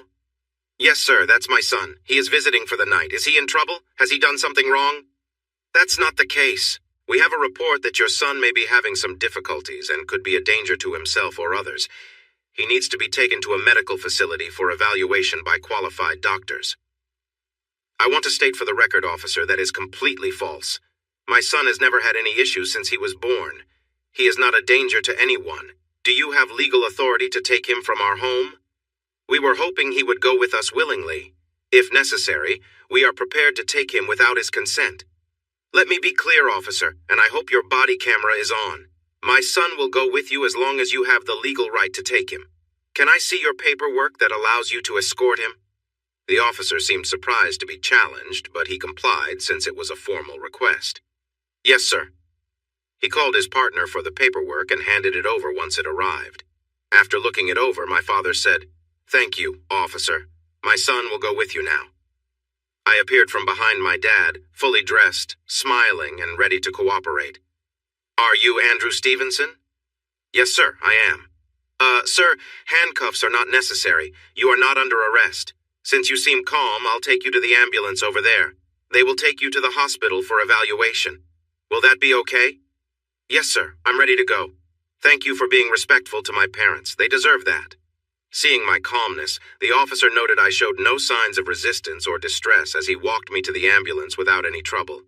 I willingly laid down on the stretcher next to the ambulance, and 2 attendants secured me according to standard procedure for patient transport. When we got to the mental health hospital, they rolled me on a gurney to the check-in desk and handed the worker the papers to process my stay. "Is he under the influence of drugs or has he shown any violent behavior?" she asked the paramedics. We checked him closely on the way here and found no signs of drugs or alcohol. He has been friendly and has not shown any violent or strange behavior. I'm not sure why he's here, but he is now in your care. "Thank you. We can take over from here." They quickly moved me to another gurney and secured me again as they wheeled me into the building, giving me a new patient identification band. "How are you doing, Andrew?" the attendant asked me, trying to keep things calm. "I'm afraid I don't know your name, but to answer your question, I'm doing well, thank you." "I'm sorry, Andrew. My name is Randall. I'll be your orderly during your stay. Thank you for being polite. Most new patients aren't as friendly as you are." "I appreciate that, Randall. I hope we can work together nicely. Good communication will help us both." "I agree, Andrew. Here's your room.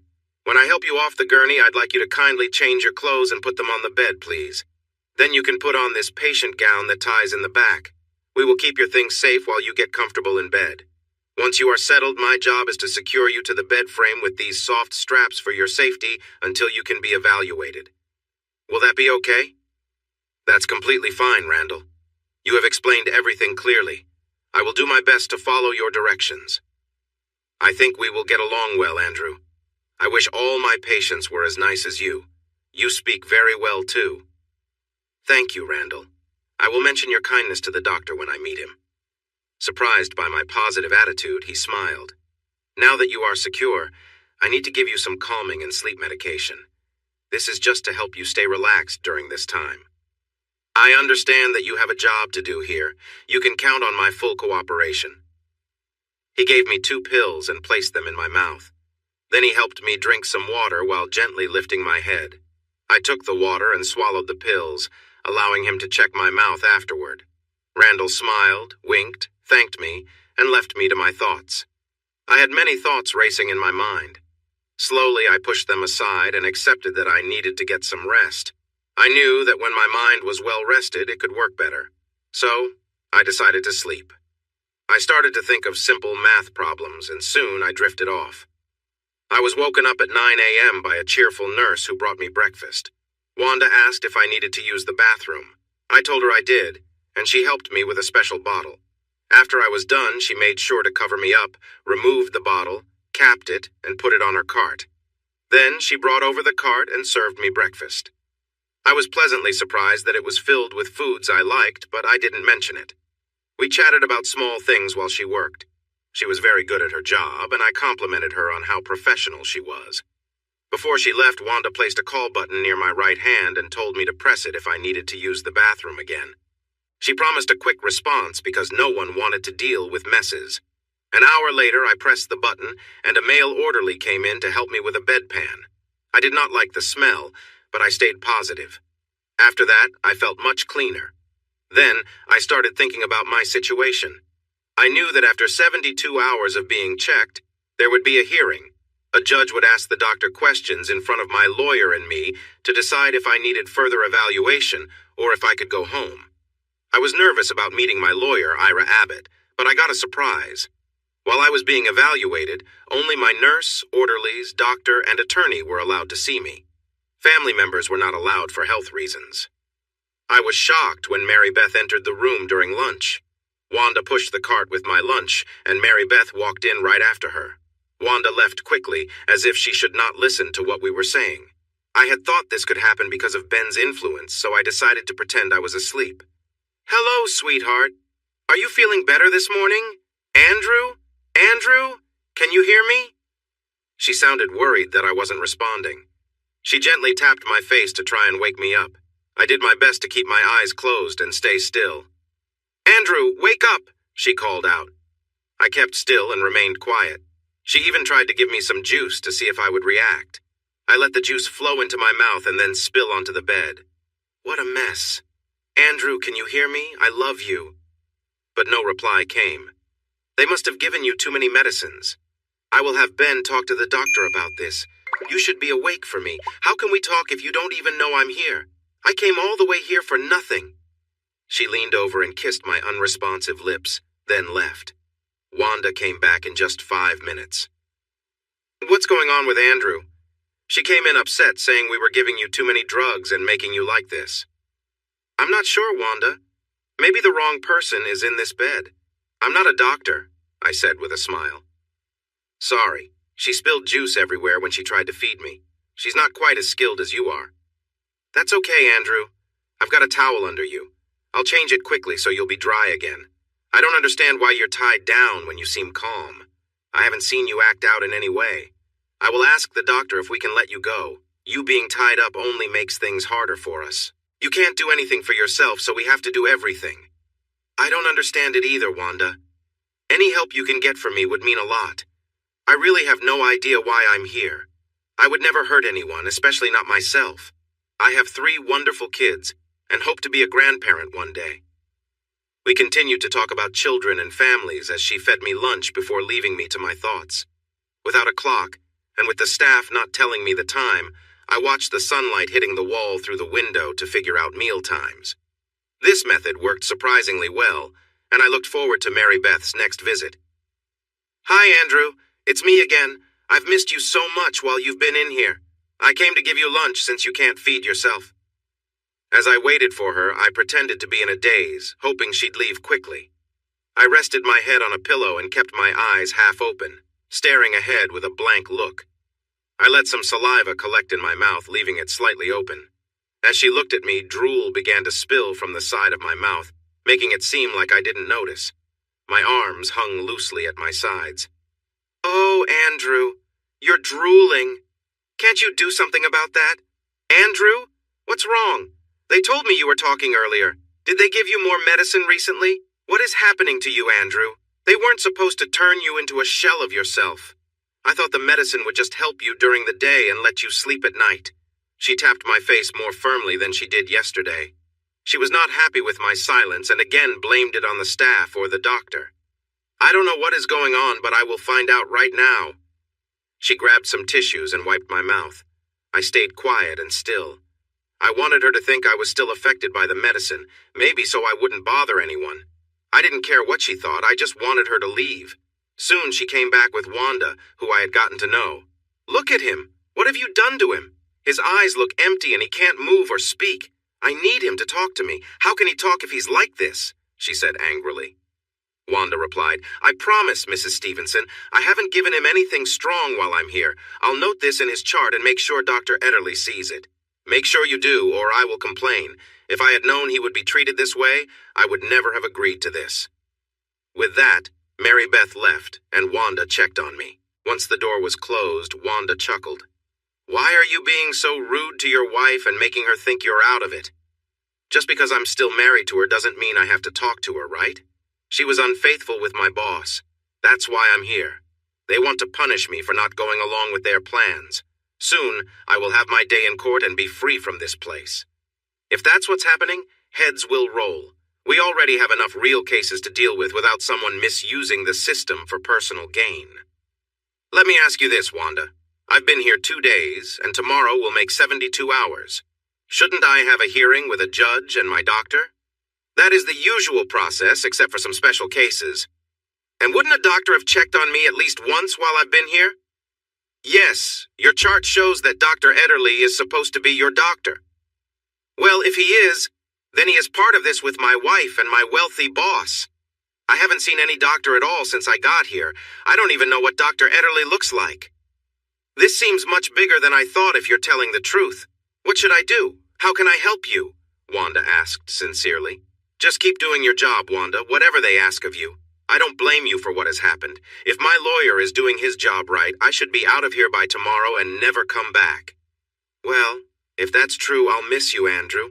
I wish you the best. You don't deserve this. Dr. Ederle could lose his job over it. I don't think he cares, Wanda. I bet Ben has helped him out financially. Can I ask you for a small favor? Of course. What do you need? I was worried because it was already my third day here and no one had said anything about taking me to court. It was well past morning. After lunch, Mary Beth and Ben entered my room without anyone guiding them. I was ready. I pretended to be out of it again, just like yesterday, with my eyes open and drooling a little. He looks the same as yesterday, Ben. No change at all. Dr. Ederle promised he hadn't gotten any medication in the last 24 hours. There's no way he should still be affected by anything unless they gave him too much before. I half expected this. Just do what we talked about, Mary Beth. Try to wake him up. If that doesn't work, I don't know what will. I can try that, Ben. I just want my husband back. And I want my friend back. We've been stuck since he's been out of it. Go ahead, do what you can. If that doesn't work, we might need to think of something else. You've done well before, so I believe you'll get a response. My wife nodded and stepped closer to the bed, but when she got near me, "What is that smell? It's terrible." She threw back the covers. "Oh no, he's a mess. There's too much for me to handle right now. It might take a while for someone to come clean him up. I don't want to do it. That's their job. Let's come back tomorrow, Ben."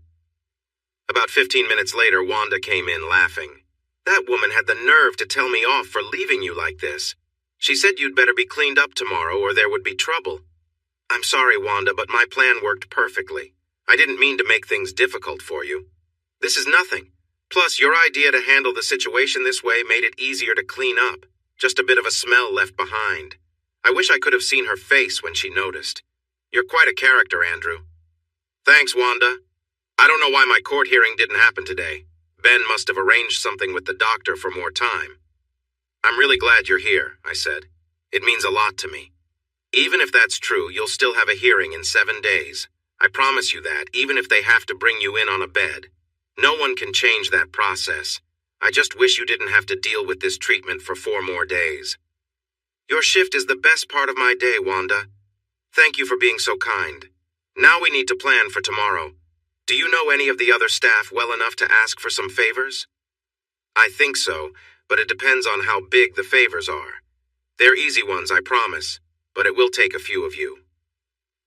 On the 4th day of my stay at the center, Mary Beth and Ben came in again, acting like they owned the place. Unbothered by my surprise, she continued trying to wake me up. I couldn't move, but I wanted them to think I was unresponsive. Just as she reached out, a male attendant I didn't recognize walked in and approached me. Mary Beth quickly pulled back and stood up, clearly embarrassed. "Sorry, everyone. I need to check his blood pressure now," he said.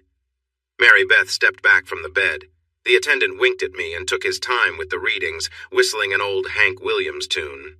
I had to hold back my laughter. Once he left, Ben checked the hallway before giving Mary Beth a sign to start again. Just when she resumed, a new female staff member came in, saying she needed to take my temperature. After 2 tries that didn't work, she said the batteries must be low and left to get new ones.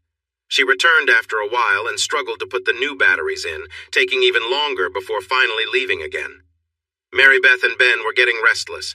Mary Beth asked Ben if she could be in trouble for what she was doing since I was restrained. He assured her that, as my wife, she was safe, so she tried again. Just as she finally got into a rhythm, Wanda walked in saying she needed to take a blood sample. She pretended she couldn't find my vein 3 times before finally claiming she succeeded. In truth, she hadn't actually taken any blood, but they didn't know that. Eventually, Ben and Mary Beth gave up in frustration and left. Wanda and I burst into laughter. Our plan had worked perfectly.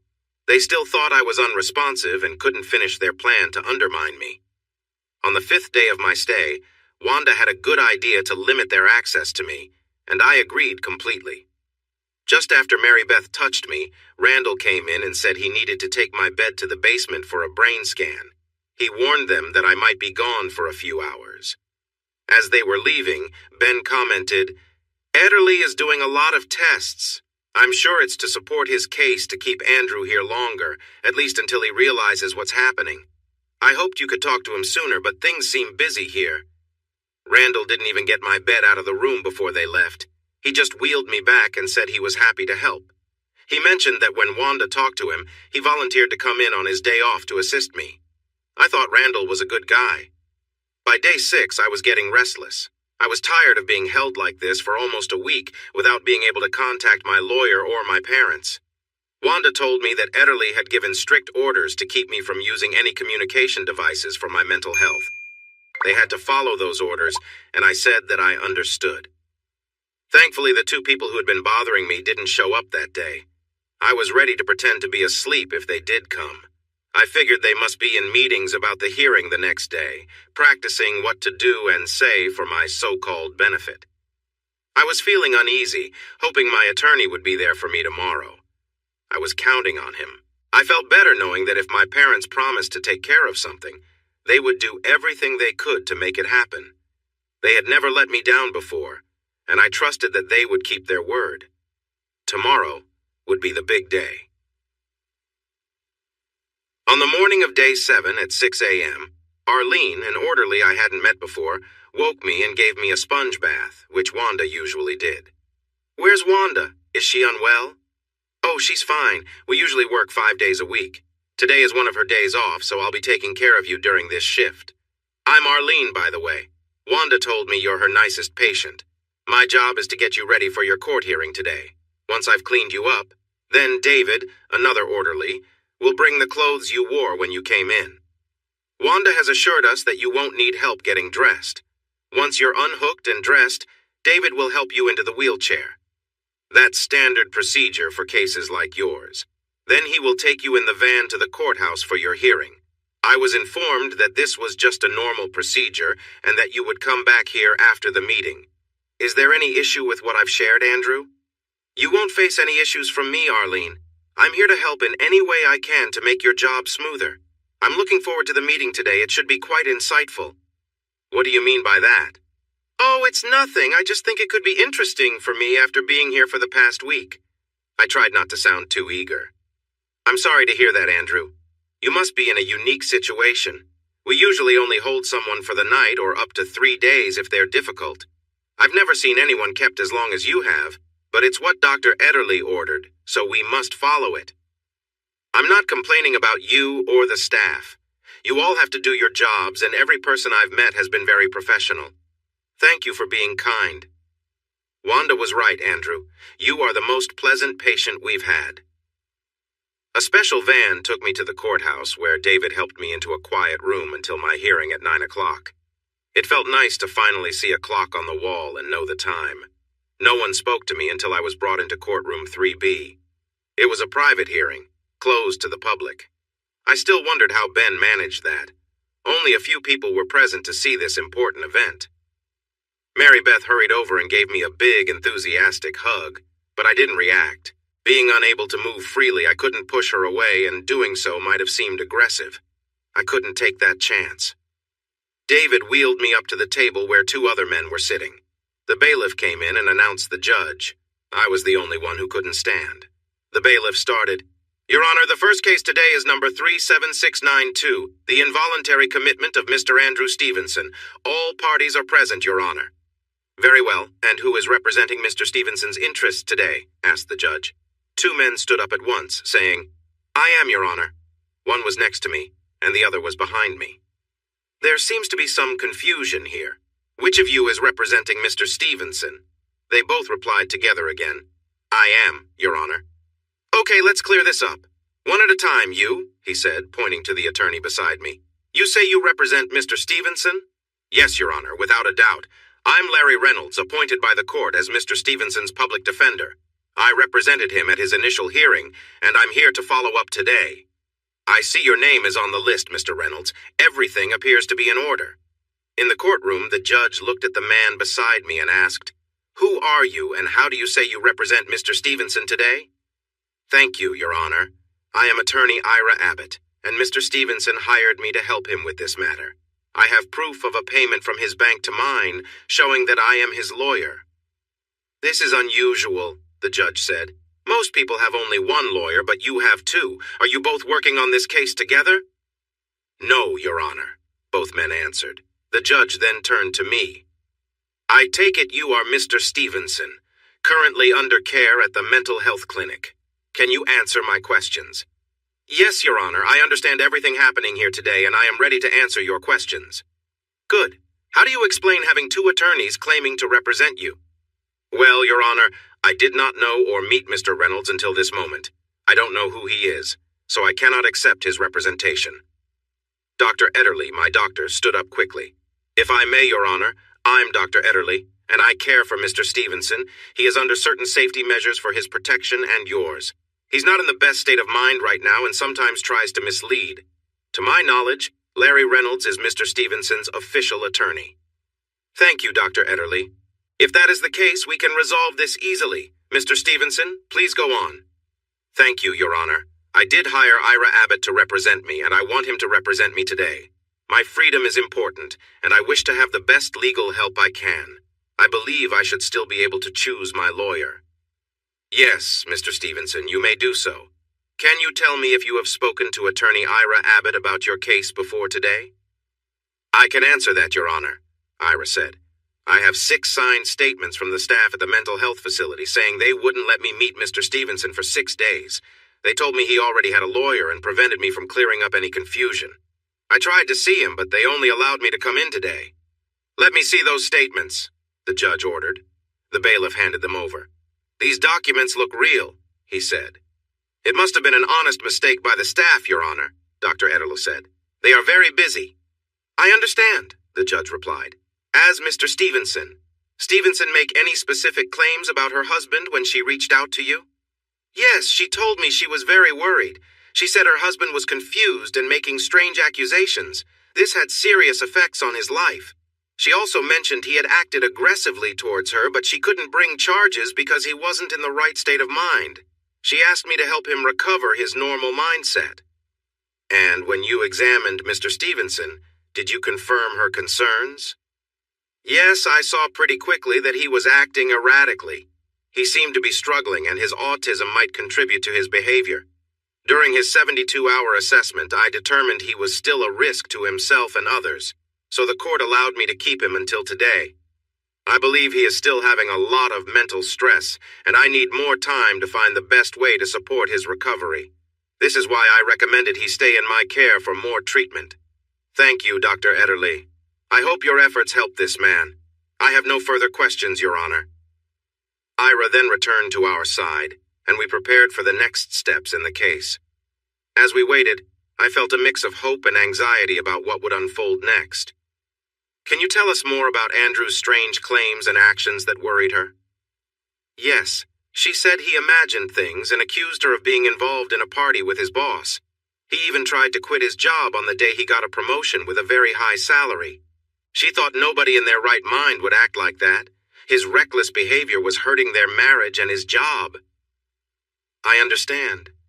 You've been watching and caring for Mr. Stevenson all week, right? Yes, that's correct. Have you talked to him more than once over the last 7 days to look into his wife's claims? I wouldn't put it that way. My meetings with him were to check on his mental health and see if he might be a danger to himself or others. So you're saying that you believe he is a dangerous man who could harm himself or other people? Yes, that's true. He has harmed our staff and treated them very poorly. That's why he's being kept under close watch, but I don't believe he is beyond help. I think we could see progress from him soon. Until then, he needs our full support. Interesting. I noticed that Mr. Stevenson hasn't shown any aggressive behavior in the court today. How do you explain that? I think he can control himself for short periods when it benefits him. He might believe that behaving well right now will help convince the court to let him leave our care. That would be a mistake. Can we go back to an earlier question? How many one-on-one sessions did you have with Andrew in the last week for his assessment? That's easy. I had 6 sessions with him, each 1 hour long, once a day from 2 to 3 p.m. Are you sure of that, Dr. Ederle? Give me a moment. Let me check my notes, he replied, taking a notepad from his pocket. After looking, he said, Yes, I can confirm those sessions took place at those times. He was usually the calmest a couple of hours after lunch. Remember, you are under oath, Dr. Ederle. There is no need to question me like that. I've been to many of these court hearings. What I told you is correct, he responded confidently. Thank you, sir. I just wanted to make sure everything is clear for the record. I've finished my questioning, Your Honor, but I may want to call the witness back if necessary. The judge nodded. You can step down from the witness stand now, Dr. Ederle. Thank you. Ira went on.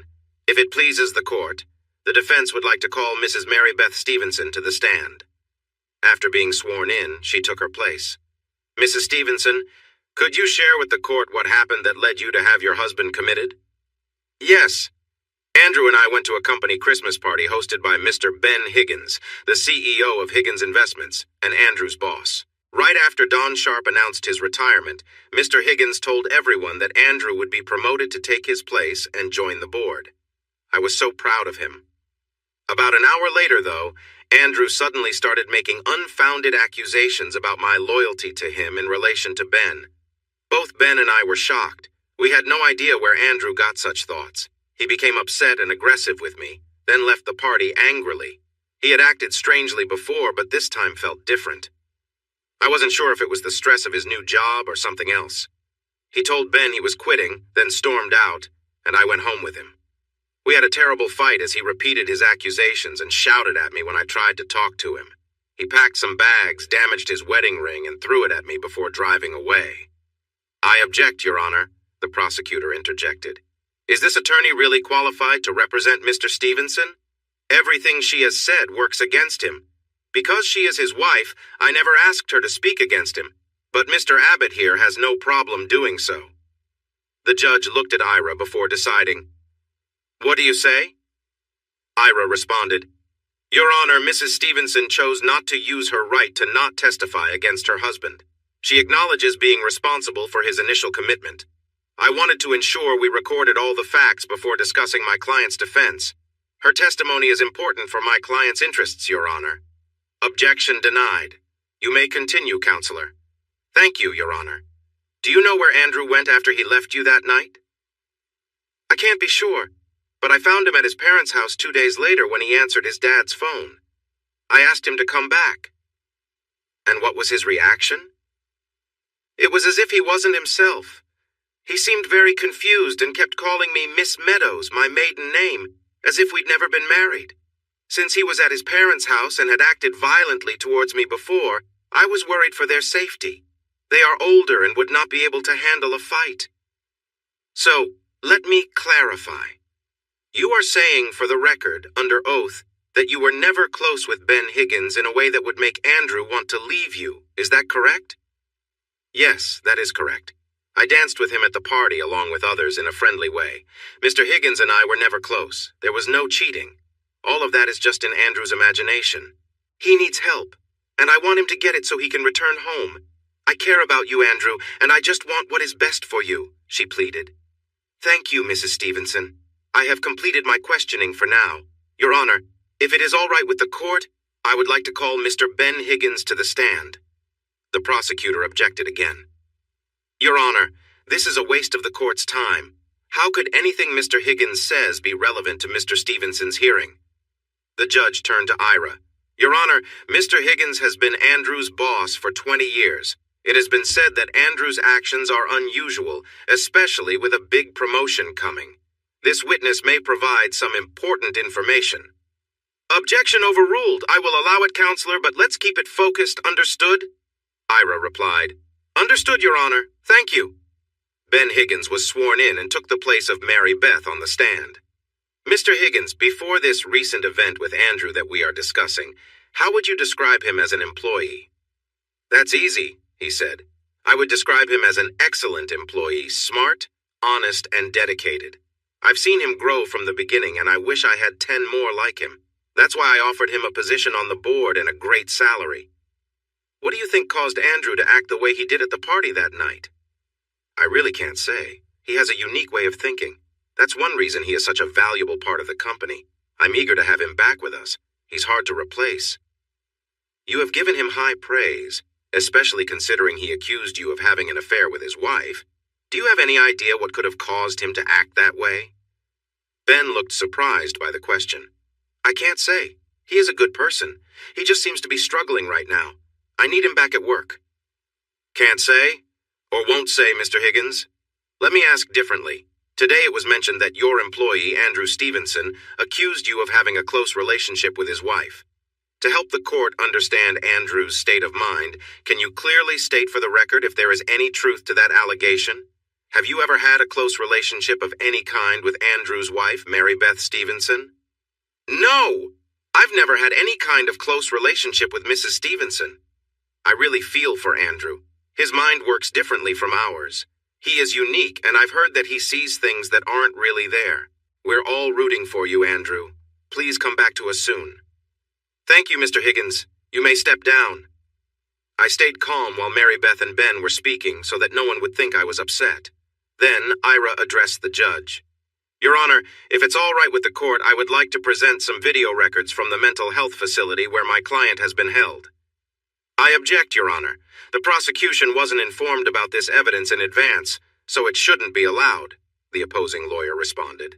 Ira replied, until this morning, the court didn't even know I represented Mr. Stevenson. As his attorney, I requested video records from Mr. Stevenson's time in his room, thinking they could help respond to the testimonies. I have documents here proving these videos are untouched and show Andrew's true situation. The judge replied, That's a good point.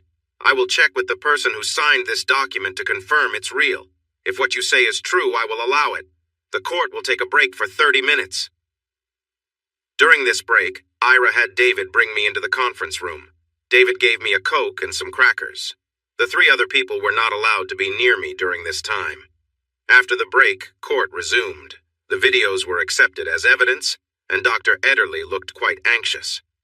Ira returned to defending me and asked the judge if anyone could play DVDs in the courtroom.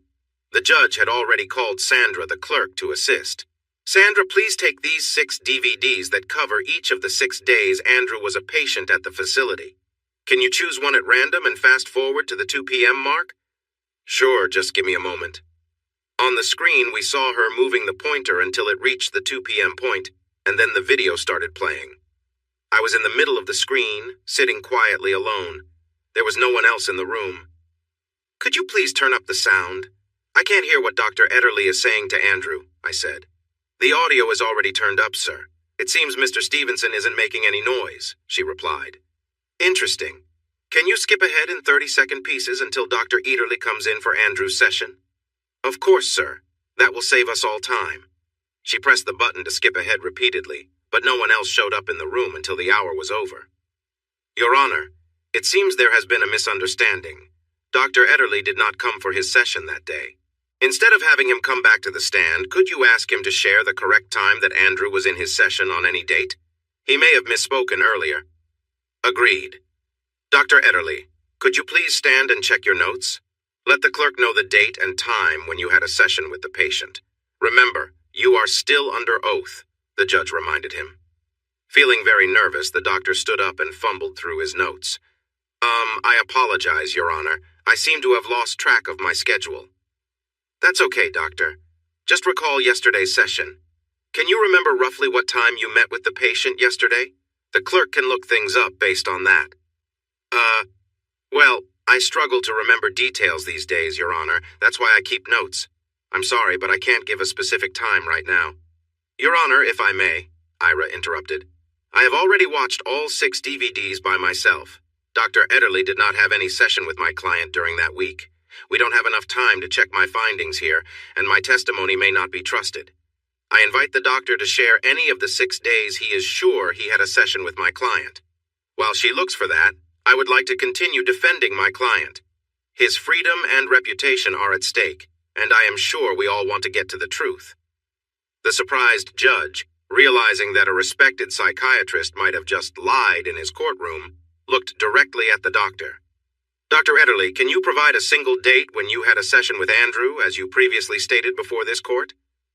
I'm sorry, Your Honor, I cannot, he said, sitting back down in defeat. Ira added, Since that's the case, Your Honor, I suggest we don't have Sandra search for sessions that do not exist. It seems Dr. Ederle is changing his earlier statement. Furthermore, a review of the videos will show that my client displayed no violent behavior during his entire week of confinement. Being held back for a week like Andrew has been might drive many people to lose their minds, but my client has stayed calm and polite. I can get a coworker to confirm his good behavior right now, but they are hesitant to speak up because they worry about their job. Still, if you want, they are ready to testify about how poorly Andrew was treated for no real reason. The judge asked both lawyers to come closer. Counselor Abbott, are you ready to bring forward this witness now? Yes, Your Honor. Very well then. I will see both of you in my office in 5 minutes, along with the witness, while we take a break from the hearing. Bailiff, please keep order in this courtroom while we are away. The bailiff agreed. I stayed in the courtroom with everyone else. Ira met Wanda in the lobby outside the courtroom. The judge wants to hear what you have to say in private, Wanda. Since this is just a hearing and not a full trial, the judge can make sure your testimony does not hurt your job. Wanda and both lawyers went into the judge's office with her. The judge introduced everyone and then said, "This is a private meeting to find out the truth.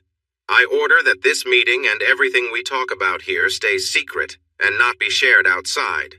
Do you all understand?" We all agreed. Now, ma'am, can you show that you work for the mental health agency where Andrew Stevenson is? Yes, Your Honor. Here is my ID card and my access card for the building. You can call the facility and ask about me. They will recognize my picture. Everyone there knows who I am. The judge confirmed her identity. I believe you, Wanda. Can you share your experiences with Mr. Stevenson over the past week? Yes, Your Honor. Andrew is one of the nicest people I've ever met, both at the facility and outside of it. He never showed any anger towards the staff. I was with him for around 8 hours a day for 5 of the last 7 days. Honestly, I chose to spend my free time with him because he is so interesting. I talked to other staff members who also interacted with him, and they all agree with what I just said. But I want to make it clear that I am not a doctor and cannot give a medical opinion. But you only asked about my experiences. Wanda, if he was as kind and cooperative as you say, why was he held back the entire week? Isn't that unusual? Yes, Your Honor, it is. The reason he was held back was because Dr. Ederle insisted that he could not be let go under any circumstances. No one understood why, and it just made more work for us. We had to help him with everything, like using the bathroom, cleaning him up, feeding him, and giving him sponge baths. He could have managed on his own, but he wasn't allowed to. I understand. Thank you, Wanda. You've been very helpful. Remember, everyone, this is confidential. If this kind woman loses her job because of what she said, there will be serious consequences. Yes, Your Honor, we all replied together. Wanda quietly left through a side door as the 3 of us went back into the courtroom, and the hearing continued. The judge called the court back to order and asked, "Is there more evidence to present, or does the defense rest?" Ira spoke up. Yes, Your Honor. If the court allows it, the defense has one more short video clip to submit as a direct response to the earlier testimonies. I couldn't provide it before due to the same reasons. The judge turned to the prosecutor. Any objections? He raised his hands in surrender. I don't think it will change anything, Your Honor. To be fair, we have no objections. 5 minutes, you say? The judge asked Ira. Yes, Your Honor. No more than 5 minutes. Very well. Present your evidence. What is this video about? It shows the motivations of everyone involved, Your Honor. We believe this will clear up a lot of the confusion about Andrew's actions at the party. Go ahead, the judge approved. I used my laptop to download the video from the cloud and transferred it to a USB drive. I handed the USB to Sandra, who started playing it in open court. Mary Beth and Ben gasped as they watched the video, which showed a private moment between them. Ben jumped up. Objection! Stop that! Stop playing that recording right now! Ben shouted. Sandra looked at the judge, who nodded, and she quickly stopped the video. The damage was already done. Ben continued. Where did you get that recording? How did you come by it? He demanded. Your Honor, I would like to call my final witness to the stand, Andrew Stevenson, who can answer that question. All right, but first I order the orderly to immediately release Mr. Stevenson from all restraints. He deserves to be treated with respect in my courtroom, the judge said. David then removed all of my restraints. I stood up and walked to the stand, the first steps I had taken in over a week. Ira began his questioning. Andrew, can you tell the court what that recording shows? Yes, sir. It's an unedited video of my wife, Mary Beth Stevenson, with my boss, Mr. Ben Higgins, in his home. How did you get that recording? I recorded it with my cell phone through a mirror in the bedroom next to where I was kept. I wasn't allowed to leave. Mr. Higgins told me that if I accepted what he was doing with my wife, it would prove my loyalty and help me get a promotion. I saved a copy of the video to my cloud account and deleted it from my cell phone. I was locked in a room with Trudy Salmon, the wife of a board member, while a guard stood outside. She was meant to make me feel better about the situation, but she was not involved. I left my phone at Mr. Higgins' house to avoid being tracked. Then I managed to escape through the window and drove home. Did you ever agree to this situation between Ben Higgins and your wife? No, sir, I did not. I made it clear that if it happened, I would divorce Mary Beth. There was no misunderstanding. The prosecutor could no longer hold back. Your Honor, I object. We've been patient, but what does this questioning have to do with Mr. Stevenson being committed against his will?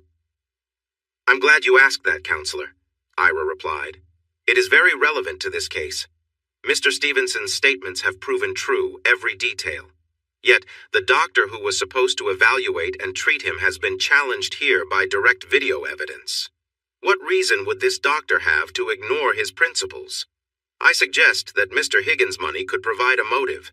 Additionally, Andrew's wife, who asked for his commitment, has been shown to be dishonest when she claimed Andrew's thoughts about her and his boss were untrue. Their statements about their relationship have also been contradicted by direct evidence. Your Honor, I argue that these three individuals have teamed up against my client for their own gain. Mr. Higgins has stated he wants Andrew back at work as a valuable employee. Stevenson did not want her husband to leave her because his salary had gone up to $1 million each year, which would improve their life a lot. Do you have any more questions, Mr. Prosecutor? The prosecutor wisely chose to stay quiet. The judge spoke up. I have seen and heard enough to know that this innocent man has been hurt by three people working together.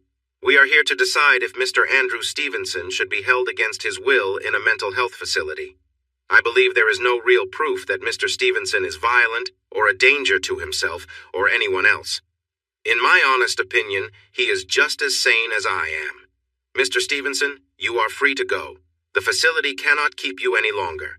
Mr. Prosecutor, I recommend you return to your office and make it a priority to bring charges against Dr. Ederle, Mrs. Mary Beth Stevenson, and Mr. Ben Higgins for working together to harm Mr. Stevenson and for lying in court. The prosecutor nodded in agreement. Your Honor, before we finish, could you please sign orders to keep Mary Beth Stevenson and Ben Higgins away from my client? Given what has been revealed today, they have shown they could be a threat to him and his marriage. I have a document detailing the restraining order for you. Ira gave the document to the bailiff to pass to the judge. This seems fair and necessary given the situation. I'm signing it now. Bailiff, make sure those two receive copies of this restraining order before they leave the courtroom. If either of you breaks this order and visits Mr. Stevenson at home or work, or contacts him in any way, you will have to come back here and face the consequences. Is that clear? They both nodded, understanding the seriousness. Mrs. Stevenson, you will need to arrange with a lawyer to gather your things from the home you shared with Mr. Stevenson until this order is lifted. I declare this hearing closed and that everything said will be recorded for the official records. Bailiff, we will take a 15-minute break before the next case, he said as he struck his gavel. All rise. Just like that, my life had started to improve. I thanked Ira sincerely and told him that no matter what he wished to charge for his help, it was worth it. I had faced and overcome this difficult time. He explained that he had accepted my deposit to officially represent me, but that he would return every cent because of how much he appreciated my mother's family. I hugged the man and thanked him again with real joy. Ira drove me to my parents' house since my car was still there. I spent the afternoon with them, expressing my gratitude for helping me find Ira.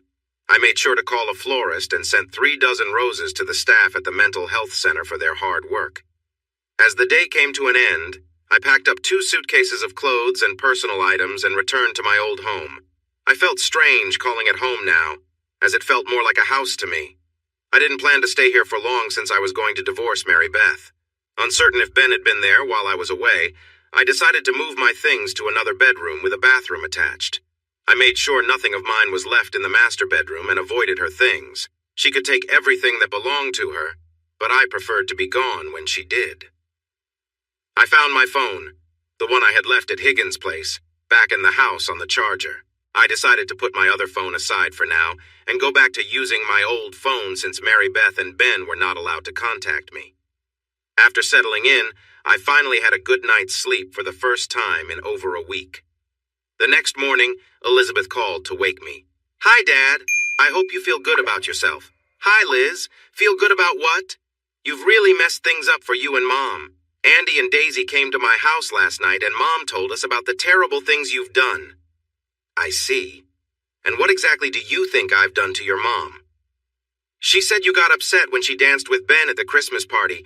Then you left her at his house and told her you wanted a divorce. She says you quit your job just to hurt her and kicked her out of her own house. Now there's a restraining order against her." "Wow, Dad, it sounds really bad." "Liz, She cut me off. "Mom told us not to believe your side of things. Are you seeing someone else, Dad? Is that what this is about?" "So you're choosing to believe your mother without hearing my side?" "That's how it is, Dad." "Then why did you call me if you don't want to listen?" "I called just to understand, Dad. Why are you doing this to Mom? Why end your marriage and your job? There has to be someone else. Just tell me the truth." I felt frustrated with Mary Beth for lying to the kids and turning them against me. I knew she wouldn't believe I would show the kids what really happened. I couldn't blame my children for believing their mother, but I was really let down that they didn't want to hear my side of the story. "You want answers? You'll find them at the courthouse. Write this down, Liz. Case number 37692 about Mr. Andrew Stevenson." "What? That's not a real answer?" "You said you wanted answers. I'm telling you where to find them. Look up the court hearing. It will be helpful. Liz, I think it's wonderful that you and your siblings are supporting your mother. She will need all the love and care you three can give her, especially after the divorce. If you, Andy, and Daisy choose to only stand by your mother, that's your choice. But if you're the smart young woman I know and love, check the official court records. Tell Andy and Daisy I care about them just as much as I care about you. Goodbye, Liz." Then I ended the call. Only time would tell what would happen with them. Shortly after I hung up with Liz, my phone rang again. "Hey, Andrew. This is Bill Spencer, Jr., the new head of Prospect Evaluations. I know who you are, Bill. I also know your father. Just so you know, I quit my job at Higgins, so I'm not your co-worker anymore." "Right. That's why I'm calling. Andrew, it would mean a lot to me if you let me treat you to lunch today at any place you want. I understand there are issues between you and Ben, but I promise he won't be there. This is just between us." I have to admit I was curious. He knows I resigned, yet he still wants to meet. Let him pay. I thought of one of the fanciest restaurants in town. "Okay, Bill. I'll let you treat me to lunch at Del Frisco's Double Eagle Steakhouse at 1 p.m. Are you still interested?" "Of course. Great choice. See you at 1. I'd never been to such an expensive restaurant before. Mary Beth had suggested going there many times, but I always thought it was too pricey. It didn't seem right to spend so much on one meal, even though I earned more than she did. Bill showed up right on time. We ordered our meals and started chatting as soon as our appetizers arrived. I guess you're wondering why I wanted to meet Andrew. To be honest, my reason is a bit selfish. You managed to surprise Ben in some way. I don't know all the details, but that's not why I wanted to talk. When he saw that you weren't coming back to Higgins Investments, he chose someone else for the position you left when he took over for Don Sharp. I now understand why you left your job and why you are currently apart from your wife. Before you ask, I had to take the same loyalty test he asked of you. At first, the idea of sharing my wife with 6 other men made me uncomfortable, but the increase in salary really helped us decide to go along with it, along with the chance to share their wives. I'm not judging you for saying no to that lifestyle. In fact, I'm really grateful that you did because of the opportunities it has given me, both financially and personally. I don't blame you for that, Bill. Clearly, we have different values, to each their own. Congratulations on your choices. But that's not why you wanted to meet with me, is it? You could have simply told me about your new promotion over the phone. So what do you really want from me? We paused as the server brought our main courses and refilled our drinks. Everything looked and smelled wonderful. You're right, Andrew. I want to tap into your expertise for a moment, if you don't mind. That depends. How can I help, Bill? Now that I'm the vice president of Higgins Investments, it's my job to find companies for Ben to buy or merge with, to keep the strong growth going that Higgins has enjoyed under you and Don. I know what the job involves, Bill. I've done it for many years. Exactly, Andrew. That's why I reached out. I'm still learning in my new role and want to achieve even half of the success you and Don had for the company. Most of the ideas you two came up with turned out to be really profitable. Right now, I have one promising lead, and it, like many others in the past, came from you. Don's notes and potential leads were passed down to me, but your old office didn't give me much to help start my work as the lead forecaster. However, the day before he retired, Don got excited talking to my dad about Simtech Medical Devices Corp. I asked a team of 4 in prospect evaluations to look closely at Simtech as my first suggestion for Ben. I must say, the numbers and findings they shared were very encouraging. They make defibrillators, advanced pacemakers, and devices that support heart function, competing with large companies like Medtronic, Johnson & Johnson, Abbott, and Philips, each of which made over $20 billion last year. I remember discussing that company with Don, but Bill cut me off. I have a copy of your email to Don about Simtech. It feels more like a warning than a recommendation. Your email mentioned that the company wasn't as environmentally friendly as you'd like it to be. That's correct, Bill. That's why I didn't fully endorse the recommendation. I just wanted Don to keep that company in mind for the future and to wait until we had more complete information. Andrew, I won't pretend to understand how you make your choices. Your track record speaks for itself unless Don has been misleading everyone about you. But that's not why I wanted to meet. Here's what I think. While Simtech might be a solid company to take over and profit from, I believe you might have an even better option in the wings. You knew that the promotion was yours from the start. We all did until you exceeded expectations. Knowing that, I suspect you had another much better company than Simtech to present to Ben. Would you be willing to share that name with me so I can make a strong recommendation? I'm sorry, Bill. Are you suggesting that I proposed a mediocre company to Don before his retirement and kept a better opportunity to myself to make myself look good when I took over his role? That's not how I operate. Simtech was the last lead I mentioned to Don before I left, but I still can't fully back it. I can't quite explain my doubts, though. Okay, I understand. Maybe you're holding back to save it for your next job. I respect that, Andrew. I just wanted to get the best recommendation possible. Listen, Bill, I'm being honest with you. If you want to recommend Simtech, that's up to you. But the outcome of your choice, whether good or bad, is solely yours. I don't know what else to say. From what I've heard, Andrew, your less popular choices are often better than many others' top picks. I'm going to recommend Simtech to Ben for a quick merger because I haven't seen anything else that matches their potential for profit. I apologize for trying to get insights from you. I just had to ask. Bill, I wish you the best as you take on your new position. Tell your dad I said hello. With nothing else important to discuss and the topic of Ben and his club off limits, we chatted about light topics. I left my meeting with Bill feeling satisfied and with some valuable information. I needed to get back to my computers to figure out what was bothering me. Dr. Ederle was indeed facing several serious charges from the district attorney that would jeopardize his credentials and possibly lead to prison time. However, that was not the case. While he was out on bail, Dr. Ederle vanished to the Maldives, seemingly for good. He and his whole family just picked up and moved. Why the Maldives? They have no agreement to send people back to the USA. I guess that Ben helped the doctor make this escape. Now he and his family live in luxury and are safe from the law. Once Dr. Ederle was gone, the DA's office quickly asked, and the judge agreed, for Ben Higgins and my wife to give up their passports when they were brought to court. They also faced serious consequences if the charges were true. Of course, Ben managed to get them out even before they settled into their seats. A week later, my assistant, Franny Browder, called and asked to meet me at a nice restaurant. Franny was always straightforward and happily married, so I knew her reason for reaching out wasn't personal. She didn't want to talk over the phone, so I agreed to meet her the next day for lunch. which she said would be paid for by the company. When I sat down with her, she seemed nervous. "You look well, Andrew." "The same goes for you, Franny. Now that we're here, what do you want to talk about?" "Please don't be mad at me, Andrew. I can't remember ever seeing you upset in all the years I've known you. I hope that doesn't change today." "What could I be upset with you about, Franny?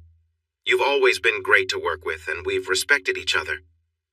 "Don't change, Andrew. Keep that kindness. As you know, I'm still working for Higgins under Bill Jr. I miss working with you and Don, but I need the money, and this job pays well. Anyway, Mr. Higgins asked me to reach out to you on your wife's behalf. She's eager to talk to you, but a restraining order stops her from contacting you unless you allow it first. If you agree to meet with her even for a little while, she'd be thankful. I'm just the messenger. You can leave at any time. There's no trap, and no one will record the conversation. She's feeling lost and wants to explain some things. She's waiting outside in a company car. Can I ask her to come in?" "I should have guessed something was going on. Franny, I understand you had no choice. No, I'm not angry at you. Ask the waiter to keep our table safe while I go to the restroom, and you switch places with Mary Beth. If I come back and see Ben or anyone else strange, I'm leaving. But if I see her alone, I guess I can spare a few minutes to listen." "Thank you, Andrew. You're still the amazing person I've always respected. Just so you know, I have to thank you. Mr. Higgins promised me a $1,000 cash bonus if you agreed to meet with her." "Good for you, Franny. Tell Mary Beth to go ahead and order for us both. She knows what I like. I'll return to the table and meet with her soon." I went to the restroom for about 10 minutes. As I walked out, I looked around to see if anyone new or unusual was there. I felt nervous about seeing her again, but thought it was time to hear her out before sharing my thoughts. Mary Beth was in a nice dress, just like usual. Nothing seemed out of the ordinary as I walked up to the table. She stood up with a big smile and opened her arms to me for a hug, but I quickly sat down instead. She kept smiling as she took her seat. "You have no idea how wonderful it is to see you again, Andrew. I have missed you more than you can imagine. I have cried every night since we've been apart. You look good, Mary Beth, but you always do. If you don't mind, let's wait until after the food comes before we start talking about us. That way, we won't be interrupted." "That works for me, Andrew. As you can see, my phone is here and turned off. It can't record our conversation. Everything we say today is private, just between us. Could you turn your phone off and put it on the table too? That way we can speak freely." "I should have guessed you'd be worried about that after what happened in court," I said as I turned off my phone and placed it on the table. "Now I understand why you set this up the way you did." "What do you mean?" "If I knew I was meeting you instead of Franny, I might have recorded our conversation, but I wouldn't go through that hassle for a former friend. Smart thinking. One can't be too careful these days. Let's leave out any friendly terms for now, okay?" "Of course, Andrew. I don't want to upset you. I hope to bring us back to a good place if I can." We talked about her job and made small talk while we waited for our food. About 25 minutes after she arrived, we began eating, and she started to share what was on her mind. "Thank you for agreeing to see me despite that restraining order," she said. "After everything that happened, I think that restraining order is a good idea for my peace of mind. Is that what you wanted to talk about?" "No, Andrew. I came to sincerely apologize. I'm truly sorry that you were hurt and felt you had to leave that night. It was never meant to be one-sided. Trudy was meant to charm you, but that didn't happen. She is very upset with you for tricking her. As I remember, you and Ben were the only ones celebrating that night. Tell me the truth, Mary Beth. How long were you and Ben together that evening?" She turned red from my direct question. "I won't lie to you, Andrew, not anymore. You deserve to know the truth, even if it's hard for me to say. I want us back together in our home. We need to move on from this. Ben and I were close that night for several hours until we were both too tired. It felt special for me. I'm sorry, Andrew, but I promise to be honest. The strange thing is that nobody knows how you got that video of us together. Both our phones were taken away when we got there." "I'm sorry, Mary Beth. I'm not here to satisfy your curiosity. I showed that video in court to prove you and Ben were lying and that you both plotted with Dr. Ederle against me to have me locked up until I agreed to join your club. Why, Mary Beth? Why would you do that to me, to us? Are you joking? Did you forget that you would earn $1 million a year in your new job? That's just the start. Julie said Don shared that you were the main reason Higgins Investments has done so well. You would get big raises and bonuses. We finally made it to a good life, and all we have to do is go along with this. Ben really wants you back, Andrew. He told me he'd make sure Bill Jr. leaves the moment you agree to return. I frowned. I'm never going back to that place. You can forget about that idea. Andrew, don't be quick to decide something so important. Ben said I could offer you this as a last chance. He wants you back so much that he is ready to remove the condition about sharing partners that the other board members have. Neither you nor I will ever have to share again. Wasn't that your only concern? We can go back to how it was before everything fell apart. Just you and me against the world. Isn't that what you've been wanting? Mary Beth, you act like what you did is a small mistake, just a little bump for us. I'm telling you it's not. You turned the law against me by lying to the authorities, claiming I was dangerous and unstable. In court, you chose to speak against me instead of keeping silent. You broke your marriage vows and betrayed me with my boss, which cost me my career and our marriage. Yet you still act as if your actions make you a great wife? Yes, Andrew. I admit it. I did all those things, but I did it for us, for good reasons. If you go back to work for Ben, you'll never have to share me with another man again, and we can buy everything we've dreamed of. Just think about it. Mary Beth heard a woman crying behind her. The woman's sadness was so deep that Mary Beth felt she had to turn around. Liz, what are you doing here? Why are you crying? What did you hear? My oldest child jumped up and ran to me, hugging me tightly. I held her as she cried on my chest. I didn't like putting her through this, but she would never believe her mother could say such hurtful things unless she heard them herself. Daddy called and asked me to come over right away because it was urgent. He wanted me to listen quietly to your talk with him. After everything you told me about him, I felt it was fair to hear him out, and I'm glad I did. Mom, you lied to us and used us against Daddy. We trusted you completely, and that was a mistake. Daddy, can you forgive me, Andy, and Daisy for not believing you before? I promise we won't make that mistake again. I hugged my daughter tightly. Of course, I forgive you, Liz. I just wanted you to know the truth.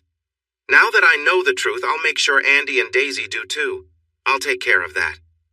Mary Beth tried to fix things. Sweetheart, Liz interrupted her. You had your chance to tell us the truth, Mom, and you missed it. I'm so ashamed for how we treated Dad when it was you who misled us and hurt him. It will be a long time before we can trust you again. Mom, you need help. You should see someone to talk to. Mary Beth cried as she watched her daughter tell me how much she loved me, kiss me on the cheek, and then walk away from her mother without another word. I felt certain that Andy and Daisy would soon feel the same way as their big sister. Why did you turn the kids against me, Andrew? That was really hurtful. I could ask you the same thing, Mary Beth. But really, I didn't turn the kids against you. You did that with your own words. I just made sure Liz heard the truth from you. I didn't turn them against you. I just suggested that they help you see that you were partly to blame for our separation. I wanted them to help you choose to come back to me so we could be a family again. That's all I ever wanted, Andrew, was to reconnect with you. You've made it very clear what you want, and it all seems tied to my potential job promotion. Leaving that job was the most foolish thing you've ever done. I disagree. The most foolish thing I ever did was marry you. Our 3 children are the only bright parts of my life from our time together. Every memory I've had with you is marred by your betrayal. There was a time when I couldn't imagine life without you. Now, I can't imagine a life with you in it. Let's end this and have a respectful divorce. I promise not to say bad things about you to the kids. You've done enough of that yourself. Mary Beth's expression shifted from regret to a stern look. All right, Andrew. If you want to ruin your life, I can't stop you. You can't say I didn't try to talk sense into you. You don't understand how powerful Ben is. If he wants a problem fixed, it will get fixed one way or another. Is that a warning, dear wife? It's the best advice I can give you, considering your stubbornness. Think about it, Andrew. You're not a challenge to Ben's wealth. We're both trying to help you, but you won't accept it. You need to talk to the DA about dropping those silly charges. Thanks for your help with the kids. The only thing I care about now is the divorce. Tell Ben thanks for covering the bill. I'm sorry, Mary Beth, but I'm done. Please don't try to contact me again. It would be best not to break the restraining order. Goodbye. I said angrily as I put my phone away and walked off, leaving a crying woman behind. The next weekend brought a nice surprise. All three of my children spent the weekend with me at home, asking for my forgiveness and offering support after everything that had happened. Liz pulled me aside and spoke quietly. I finally looked into that court case you asked me about. I had no idea what Mom and your boss were up to and what you faced with her false claims. Seeing that video of them together was shocking. No child should see their mother in that way, but I understand why you brought it up. We all turned against you, and we were wrong to do that. It won't happen again, Daddy. But I won't tell Andy and Daisy about the video. I've shared everything else with them, and I think that's enough. Honey, I understand. I wouldn't have shown that video if your mother had been honest with us. I'm disappointed. I wish she had talked to me about their offer first instead of surprising me. If she had just been open with me, we might still be together. But that's in the past now. I didn't like seeing the kids leave. Andy and Daisy went back to college, and Liz has a job and a good husband. I want nothing but the best for them. Now I'm alone again in a house filled with memories of what used to be, contrasted with what is now. I'm still looking for a job, even though I have my degree and years of experience in analysis. I will keep searching for a company that needs my skills. This past week, I packed up Mary Beth's things that I recognized as hers. I feel torn about selling the house. With the kids back supporting me, this place feels like their home base, especially for Andy and Daisy. I've left all their belongings just as they were. A few friends reached out, shocked to hear about Mary Beth and my divorce. I simply said we had different paths in life. I could tell they wanted to know more, but I didn't want to go into the details. On Friday, I decided to get out of the house. I watched a movie and dined at a nice restaurant. Being alone made me think about everyone around me and what might be happening in their lives. It's odd. I never used to think like that. After parking my car in the garage around 9 p.m., I headed back inside. I thought a hot shower and some TV news might help me sleep. As I walked through the den toward the stairs, suddenly a light turned on and two men grabbed me. They were much stronger than I was, and I felt helpless. "Who are you and what do you want? I have nothing valuable here. Just take my wallet and leave. I promise I won't tell anyone," I stammered. The men laughed at my situation. "No, Andrew, we don't want anything from your house. We only need one piece of paper. You'll sign it, and then we'll take it somewhere to be notarized. So why not make this easy on yourself and sign it so we can leave without any trouble?" "Sign what?" "Here, read this. We have a copy in case you tear this one up. The original is over there on that table. Trust me, you will sign it. The choice is yours, easy or hard." I reluctantly read the document they handed me. To whom it may concern, I, Andrew Stevenson, being of sound mind and body, willingly declare that I agreed to my wife's relationships with other men, pretending otherwise to gain more money from my boss, Ben Higgins. When my last attempt to find peace failed, I became aggressive and hurt my wife. This led to my stay in a mental health facility where I should have stayed longer. My erratic behavior pushed my wife away, and I now see no future for myself. I want to say that Mary Beth Stevenson, Ben Higgins, and Dr. Ederle are not to blame. They fell victim to my clever tricks. My last wish is for my wife to find joy with someone else and to forgive me for my mistakes. Without her, my life feels empty. Andrew Stevenson. I can't accept this. This is a note saying you want to end your life. One of the men hit me hard in the stomach. I struggled to breathe. When I could finally move, he put a pen in my hand and forced me to sign. When I hesitated, he struck me again, making me feel dizzy and sick. I knew if I signed, it might cost me my life. But not signing would only lead to more pain and then death. Feeling defeated, I wrote my name. "Good choice. You just avoided worse pain. I promise to keep it as quick as possible. Just stay still while I take my shot. Once you're gone, I'll fire another shot from your hand for proof, but I'll take that bullet with me." I closed my eyes and whispered a prayer, preparing to leave this life. Ben had beaten me. He took my wife, ruined my marriage, and now was about to end my life. There was nothing more he could take from me. Just as I braced for the impact, I heard a loud thud. I opened my eyes to see the man with the gun lying on the ground, unconscious. The other man, shocked, moved to confront the one who had knocked out his partner. What I witnessed was shocking. It felt surreal.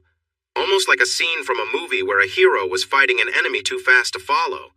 The fighter defended himself as best he could, but his opponent seemed to anticipate every move. Then came a swift blow that sent the attacker to the ground, as out cold as his partner. I looked at my rescuer, curious about what would happen next. I was speechless for a moment. A hand reached out to me. "Hello, Andrew. I'm Kayla. Kayla Feldman. Are you all right? Let me help you up." "I remember you. You're Ben's bodyguard. Are you here to hurt me, too?" "You're partly right. We've met before, and I used to work for Ben. Like you, I'm currently without a job." She took out her phone and dialed. 911? "Yes, my name is Kayla Feldman, and I'm at Andrew Stevenson's home at 1142 Forest Avenue. I need to report an attempted murder against Mr. Stevenson. I'm his bodyguard, and I had to step in to stop 2 men from hurting him. Please send 2 ambulances and the police to handle the situation. I also have video proof of what happened. Yes, we will wait here until the police arrive. The immediate danger has been handled for now." "Listen, Andrew, the police will be here soon. Cases like this are very serious. Let me do most of the talking. Answer only the questions they ask you directly. I'll take care of the rest. I know you have a lot of questions, and there's much we need to discuss, but we have to wait for now. Once everything is clear, we can go somewhere safe to talk. Okay?" I nodded. Kayla was really good at speaking with the police and explaining everything that happened. The 2 men were still unconscious when the ambulances came, but the paramedics managed to wake them up. The detective arrived shortly after, asking questions of both them and Kayla. She protected me from the stress of it all. I only had to answer a few questions to confirm what she said. Once all the evidence was collected and documented, police tape was put up around the front of my house. It was now a crime scene, and they needed to return later to gather more evidence and close the case properly so the attackers wouldn't escape justice. The detective asked if I had another place to stay for a few days. Kayla assured them that I did, but she asked if I could pack a suitcase first. That was fine with them. My mind was racing because everything happened so quickly. I was confused about why Ben's bodyguard would risk herself to save me. Nothing seemed clear. After the police let us go, she drove me to her home. She promised I would be safe there. I took my suitcase inside her nice house and she led me to the kitchen. "I know it's late, Andrew, almost midnight, but I'm sure you have a lot on your mind. Would you like some coffee as we talk?" Kayla asked. "Sure, thank you." She handed me a cup of great coffee.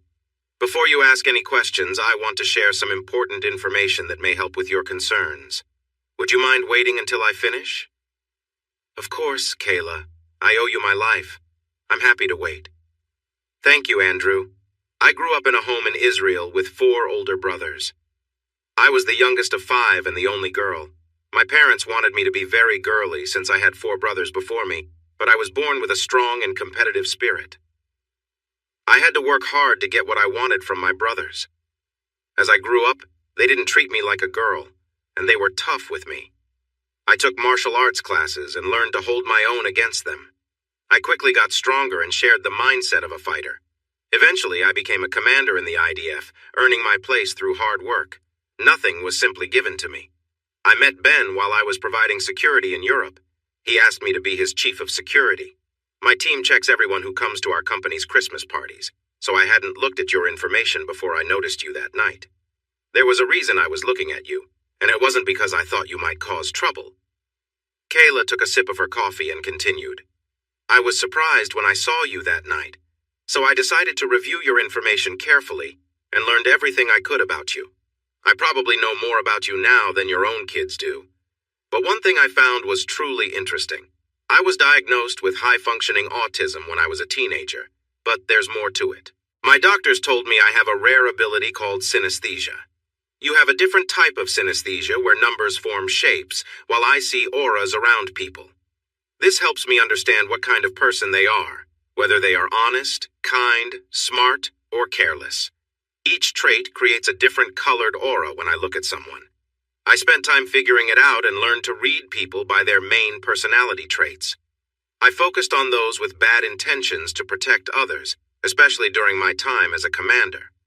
While in the IDF, I trained with many other female soldiers and met someone special named Chaya Cohen. When I first saw her, she had a beautiful golden aura with bright white spikes, almost like she was shining. We became very close friends, and I discovered she had synesthesia too. We were nearly inseparable until she was taken by attackers. I made it my mission to find and stop those who hurt her. I made sure they faced justice for what they did to someone so dear to me. Andrew, the reason I was looking at you was that you have that same golden aura with bright white spikes. I made sure to keep an eye on you as best as I could while I was still working for Ben. We both took sips of her delicious coffee as she continued. Yes, I knew about the unusual relationships between the CEO and the board members' spouses. Ben liked it, and they all seemed okay with it, so I didn't feel it was my place to interfere. But when Ben put you in that situation without warning, that didn't feel right to me. I wanted to find a way to protect you. I couldn't help your wife, as she had been influenced for so long that she was already lost to you before that night. However, as things happened, I did what I could to help you. Let me explain. Ben's entire mansion has audio and video equipment everywhere, even in the bathrooms. As his security chief, I see everything. It's my job. I noticed you heading upstairs after Robert and Trudy. When one of my staff closed the door, I went to the main security room where all the camera feeds are recorded and took over for the regular staff member. While the feeds from the bathrooms and bedrooms are stored for later review, they can't be seen live without a special password. I accessed the feed from the bedroom you were in, and I watched as you were caught off guard by Ben and your wife. It was clear to me that you didn't see it coming. Ben laid out his plan, but you turned it down straight away. I was glad to see that, but Ben didn't give in. He is a billionaire used to getting his way. When they left you alone with Trudy, I wasn't sure if you would be tempted, so I stayed and watched. If she managed to win you over, there wouldn't be much more I could do. But when I saw you cleverly suggest tying her up to buy yourself some time, I couldn't help but laugh. I kept watching as you made that recording using Trudy's phone and covered your tracks. When you opened that window, I knew I had to act. I used my radio and told the guard on that side of the house to take a break. Several cameras were aimed at the roof, so I saw you going to that tree to climb down. I then called the guard watching the cars to take over the side of the house since you were no longer there. When you escaped in your car, I let the guard at the main gate take a break and instructed a guard inside to watch the parking area. After I saw you drive away safely through the gate, I let the gate guard return with some snacks. So, you see, I was looking out for you that night. You wouldn't have made it very far without my help. The last thing I did for you that night was use my stun gun on the video recorder, which ruined it and erased everything recorded from that evening. Ben was upset that there was no video of your escape and ordered a new recorder to be flown in overnight. He questioned all the guards and staff about how you slipped away without anyone noticing. Nobody had a clue except me, because I was watching out for you. When Ben asked what happened, I reminded him that I wasn't watching every guest and that my main job was to keep him safe. He couldn't argue with that. I'm sure you saw me in the courtroom, but I was there to protect Ben. You didn't seem to need my help. You had a great lawyer on your side. What changed everything was what happened after the trial. Your video and testimony exposing their lies has become public, and even Ben's wealth couldn't change the outcome. I had never seen him so furious. He became fixated on getting back at those who wronged you. That's when he came up with the idea of your signed confession and a staged escape. It would clear them of blame and allow him to get his revenge at the same time. I don't think your wife knew about his plan. Ben asked me to take care of it, promising me a big bonus. I said no. He got angry and said if I wouldn't do it, he would find someone else. That's when I decided to quit my job as his security chief and bodyguard. He begged me to stay, but I just walked away. I regretted not being there for my best friend, Chaya Cohen, when she needed help. I wasn't going to let anything happen to you, not while I was around.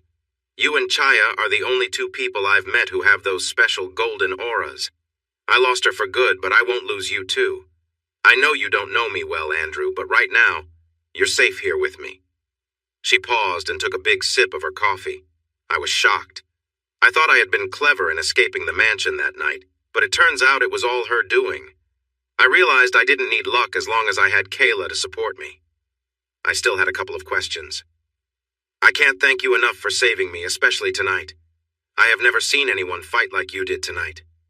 You saved my life, Kayla, and I will always be grateful. But what will Mr. Feldman think about me being here with you? Mr. Feldman?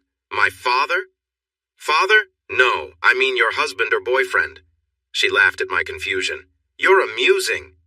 I'm not married, and there's no one serious in my life right now. I've had my share of admirers, and I have some experience in relationships. My father, Mr. Feldman, always told me not to settle down too quickly. He encouraged me to wait for someone truly special. Honestly, I've been looking for a great connection. But you're married. Just for a little while. I hope to change that soon. She smiled at me, and it made me feel warm inside. It won't take long for Ben to realize that something went wrong with his plan. He'll eventually learn that I interfered to save you. But he knows better than to come after me or threaten you at my place. That would be a big mistake for him. If he tried, he would have to deal with me, and he knows I can handle myself. I'm not saying no one could challenge me. I'm just saying that Ben doesn't know anyone who could. The district attorney struck a deal with the two men involved, where they would get shorter sentences for attempted harm in exchange for testifying against Ben Higgins, who was the mastermind behind their actions. Since this was a serious situation now, the DA quickly added more charges against Ben. The DA had little patience for wealthy people who thought they could ignore the law. They couldn't find a way to connect Mary Beth to the attempted harm, even though her letter showed she would have gained from my downfall. She was very upset when she found out someone had tried to hurt me. Once my home was cleared of any evidence related to the case against the two men, I was able to go back and collect more of my belongings. Kayla persuaded me to stay with her until the trial was finished. She believed Ben might try something again. Honestly, I would have liked staying with Kayla even without the danger. Just to be clear, we did not have an intimate relationship, at least not while I was still bound to Mary Beth. Kayla respected my integrity, and that was something she admired about me. However, every moment spent together felt special. The best way to describe it is that she is the magnet, and I am drawn to her. We could sit in silence for a long time, but still feel a strong connection just by being close to each other. I stayed in her spare bedroom, even though she told me I could join her whenever I wanted. Ben offered to help Mary Beth with lawyers, but she decided to find her own lawyer who said she should be tried separately from him. She faced charges for conspiracy, making false statements to have me committed, and lying under oath. Mary Beth was found guilty and, since it was her first offense, she received a 10-year prison sentence but could apply for parole. Feeling defeated, she cried as she signed the divorce papers while in jail. I thought I was finally free, but things took a different turn. A week later, Mary Beth reached out to my divorce lawyer to arrange another meeting with me. I was confused as to why my lawyer thought I should go. All right, Mary Beth, I got your message from my lawyer who didn't share any details. You've already signed the divorce papers. So what could be so important that I need to meet you? Thanks for coming, Andrew, she said softly. Your lawyer allowed me to meet you in person, and I appreciate it. To keep it simple, I'm pregnant. I've noticed the signs. After having 3 kids, I know the symptoms well. I expect you'll want to argue about this, but that's not why I called you here. I remember you had a vasectomy after Daisy, so I understand why you doubt that you could be the father. But your lawyer will tell you that our divorce can't move forward until paternity is legally confirmed. The state recognizes that a vasectomy can sometimes fail, so they won't finalize our divorce until any custody matters are sorted out. What? Are you serious? We've had unprotected sex plenty of times since your vasectomy, and now you think I might have gotten you pregnant? Remember, everyone saw the video of you with Ben, who can still father children. I know, Andrew, and I regret that deeply. After being with you all those years, it didn't even cross my mind that night. Yes, it could be Ben's, but we were together days before the Christmas party. It's not impossible that you could be the father. It only takes 1 sperm. Don't give me a lesson on this, Mary Beth. I know a non-invasive prenatal paternity test exists. When can that be done? I know about that test, and I asked the doctor here about it. She said it's safe for me and the child, but we should wait until after 7 or 8 weeks of pregnancy for accurate results. I think I'm about 6 weeks along right now. I don't mind having the test, but you'll need to pay for it since the state doesn't cover these costs. No matter who the father is, you know me well enough to understand that I could never consider ending my pregnancy. If it's Ben's, I could offer it to his family or find someone to adopt. Ben doesn't know about my pregnancy. You're the only person I care to tell. I hope that somehow we can be blessed with another child, Andrew. That is my only wish. Tears rolled down her cheeks as her painful words reached me. I could feel her sadness. Even though I wanted to point out her self-made struggles, I held back because I felt for her. I'm sorry, Mary Beth. I can't say I'm excited about being the father of your baby. It's sad that you are dealing with this on top of your past mistakes. Having a child while in prison isn't easy for anyone. I'll make sure the test happens in 2 weeks. If, by some chance, it turns out to be mine, I will take responsibility and support the child. If it's Ben's, that choice is yours to make. My lawyer will contact you to arrange the test. Until then, please take care of yourself. She cried as I stood up and left. Kayla was very supportive after hearing the news. She told me she believed Ben could still have children and agreed that he was likely the father. She kept telling me that things would turn out well. For some reason, nothing else seemed to matter to her except that I was still okay. My lawyer was able to schedule the DNA test for 18 days from then. We had to coordinate everything with the prison. 12 days later, I got a collect call from Mary Beth. I accepted the charges, curious if there were any updates about the test. Thanks for taking my call, Andrew. I can't face you right now. I'm so upset. I'll be quick. I had a miscarriage. After that, I had a checkup and learned I have endometriosis. Some women get it as they get older. In my case, it was from an ectopic pregnancy. The baby never had a chance. We will never know who the father was. I guess it doesn't matter now. You're free from this, Andrew. The state will be informed, and your lawyer can work on our divorce without any trouble. I won't fight you. I'm sorry, Andrew. I made some terrible mistakes, and now I'm paying for them. I've lost you. I love you, Andrew, now and always. I really hope that Kayla makes you happy, she said, then ended the call in tears. I sold our house and put her share of the money into her account along with her part of everything we owned. I didn't try to keep anything from her. I didn't need to. The 2 men involved at first faced serious charges that could have sent them to prison for life. But after making a deal, their charges changed to lesser ones. Because they agreed to testify against Ben, they received much shorter sentences of 5 years. Ben Higgins was not as lucky. With many charges against him, the district attorney was aiming for a life sentence with no chance of parole. But Ben's expensive lawyers convinced the DA to skip the trial. Ben confessed and accepted a deal, agreeing to spend 40 years in prison but could get out in 20 with good behavior. His life was about to change a lot. I also had my lawyer, Ira Abbott, file a case against Ben for what he did to me, which included ruining my marriage, forcing me into a difficult situation, and trying to harm me. I asked for $25 million. When he was found guilty, the jury awarded me $50 million. Although I would no longer need to work, I still wanted to. Mary Beth would not receive any of the money from my case against Ben. I encouraged the kids to keep in touch with their mother. She would be in prison for at least 5 years, and would likely rely on them afterward. They were unhappy with how she treated me, but she was still their mother. Once my divorce was finalized, Kayla and I shared a wonderful connection. Being with her felt warm and comforting, like the sun on a nice day. For a moment, everything felt right until it didn't. Kayla helped me choose our new home, and we set up rooms for Andy and Daisy for when they visited from university. Because she cared about safety, Kayla insisted that we build a secure room in the house and add many safety features to protect us. On Thanksgiving, I invited all the kids and their partners over to meet Kayla. I was happy to see that Liz and Daisy liked her right away. Kayla is friendly and fits in well in any situation, but Andy surprised me. He made it clear he didn't like her and didn't give a reason for his opinion. The girls tried to talk to him, but he wouldn't share his thoughts, and Kayla felt hurt by his rejection. He wasn't rude to her. We had taught him better. He was polite and only talked to her when he had to. I didn't push him to share his feelings because that would only make him pull away more. This was the first Thanksgiving without their mother. Maybe that was part of the issue. Everyone has to cope in their own way. As siblings, I hoped one of his sisters would find out what was bothering Andy, but they were met with, "I don't want to talk about it."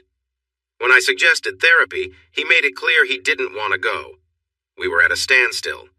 Kayla asked if she should move out to make things less awkward between them. I told her firmly that would only happen if I wasn't around. She responded with one of her comforting hugs. I did my best to lift everyone's mood between Thanksgiving and Christmas by putting up many decorations and taking them shopping separately for gifts. 10 days before Christmas, it hurt me when Andy asked if he could stay with my parents for a while. My parents adored all their grandkids and would do anything for them. Reluctantly, I agreed, but made sure he would spend Christmas with us as a family. My parents understood and promised to help figure out what was going on with Andy. The girls and I missed him, and his absence was deeply felt. A week after he left, Kayla got a call from my mom inviting her to spend the night. We had no idea what was happening and hoped my parents weren't trying to force them together. I wanted to hear any news, but my phone stayed silent that night. His sisters and I were told not to call. Finally, the next morning, my parents returned with Andy and Kayla, and they all walked into our house together. To my surprise, everyone was smiling. That was a relief. We all hugged, gathered in the den, and turned off the Christmas music. Andy took a deep breath. Dad, I owe you and everyone an apology for how I acted the last few weeks. Thank you for being patient while I figured things out. Grandma and Grandpa are amazing. They never pressured me to talk. Still, I wanted to share but didn't know how without feeling embarrassed. When I finally told them what was going on, they thought Kayla could help me understand since she was tied to my feelings. Dad, Kayla is a really special person, and I want you to know that I fully support your relationship with her no matter where it goes. Andy glanced at Kayla, who encouraged him with a nod to go on. The first time I met her in person, I was really nervous. I had heard about how she helped you when you needed it, and how she made a big difference in your life. I was excited to meet her, but I was also surprised when she walked into the room. I saw something around her, like a bright blue glow with little white sparkles. At first, I thought I was imagining things or something was wrong with my eyes. When it didn't stop, I started to wonder if something unusual was happening. I was scared because it only happened with her. Dad, you told us about your autism and synesthesia a long time ago, and I felt lucky that I hadn't experienced anything like that. Then I thought that maybe I was feeling something similar to what you feel, and that made me sad. I didn't want to be like that. The strange part was that it only happened around Kayla, and that's why I wanted to leave the house for a bit. Grandma and Grandpa are great listeners. When I finally shared my worries with them, they understood that Kayla's way of seeing things was different from yours, Dad. That's why they invited her over, hoping she could help me understand what I was feeling. We figured out that my experience is more like hers than yours, Dad. I see a glow, while you see numbers and answers. Kayla was amazing. She told me that her experience started when she was younger than I am now, with just one person at first. Then it grew to include everyone she met. She said that synesthesia is a gift, not something that needs to be fixed. She helped me see that it was something special and that I should accept it. I've started to notice others with a very light blue glow around them, even if it's hard to see. Grandma and Grandpa have it, and now you do too, Dad. I believe that these blue glows mean that people are good and trustworthy. We all jumped up and hugged, filled with joy and a few happy tears. This felt like great news. Kayla was relieved to know she wasn't causing any trouble in our family. With everything feeling good again, it didn't surprise anyone when I knelt down on Christmas Day and asked Kayla to marry me in front of all our loved ones. Her joyful acceptance was met with excitement, as she happily showed off her sparkling engagement ring to everyone. That summer, Andy was my best man, and Liz was Kayla's maid of honor at our wedding. We brought over 30 members of Kayla's family from Israel to see Kayla Feldman become Kayla Stevenson. They were all eager to meet the man who had won their daughter's heart and welcomed me warmly. Right after our honeymoon, Liz told us that we were going to be grandparents. They had found out just before our wedding but didn't want to overshadow our special day. Kayla is 7 years younger than me, and she has a good sense of adventure. I always try to keep her happy. After the wedding, we took a moment to reflect on our lives and decided we were not ready to slow down yet. I felt the need to get back to work doing what I loved. But this time, instead of working for someone else, we chose to invest our money in our own business. We started small, with an initial investment of $30 million. I was very careful in my choices and hired Bill Spencer Jr., who was looking for work, to help me with research. I asked him how he found himself without a job. But you already know, don't you, Andrew? Sadly, I do, Bill. I remember you asking about Simtech Medical Devices Corp. as a business to merge with. I mentioned that I had reservations because the company didn't seem as solid as I hoped, so I suggested it should go on a watch list. But your team gave it the green light, and after your promotion, you presented it to Ben, who loved the idea. Am I right so far? Bill replied, exactly. After our meeting that day, I looked into the law firm that helped Simtech with their patents and found some issues that didn't sit well with me. Because of that, I no longer saw Simtech as a good option. I noticed that Ben rushed the merger, taking on all their assets and responsibilities. Soon after, their competitors sued Higgins Investments, which had taken over Simtech for billions over patent issues with their devices. This happened shortly after I received my damages from Ben in a civil suit. Just like that, Higgins Investments disappeared, leaving you and the others out of work. I really didn't want to see that happen to good people. To be fair, Andrew, you did try to warn me. I should have trusted your honesty and integrity, but back then, I was unsure. I'm just not built that way, Bill. However, I do respect your ability to verify my recommendations. That's why I brought you on board at Stevenson's Investments.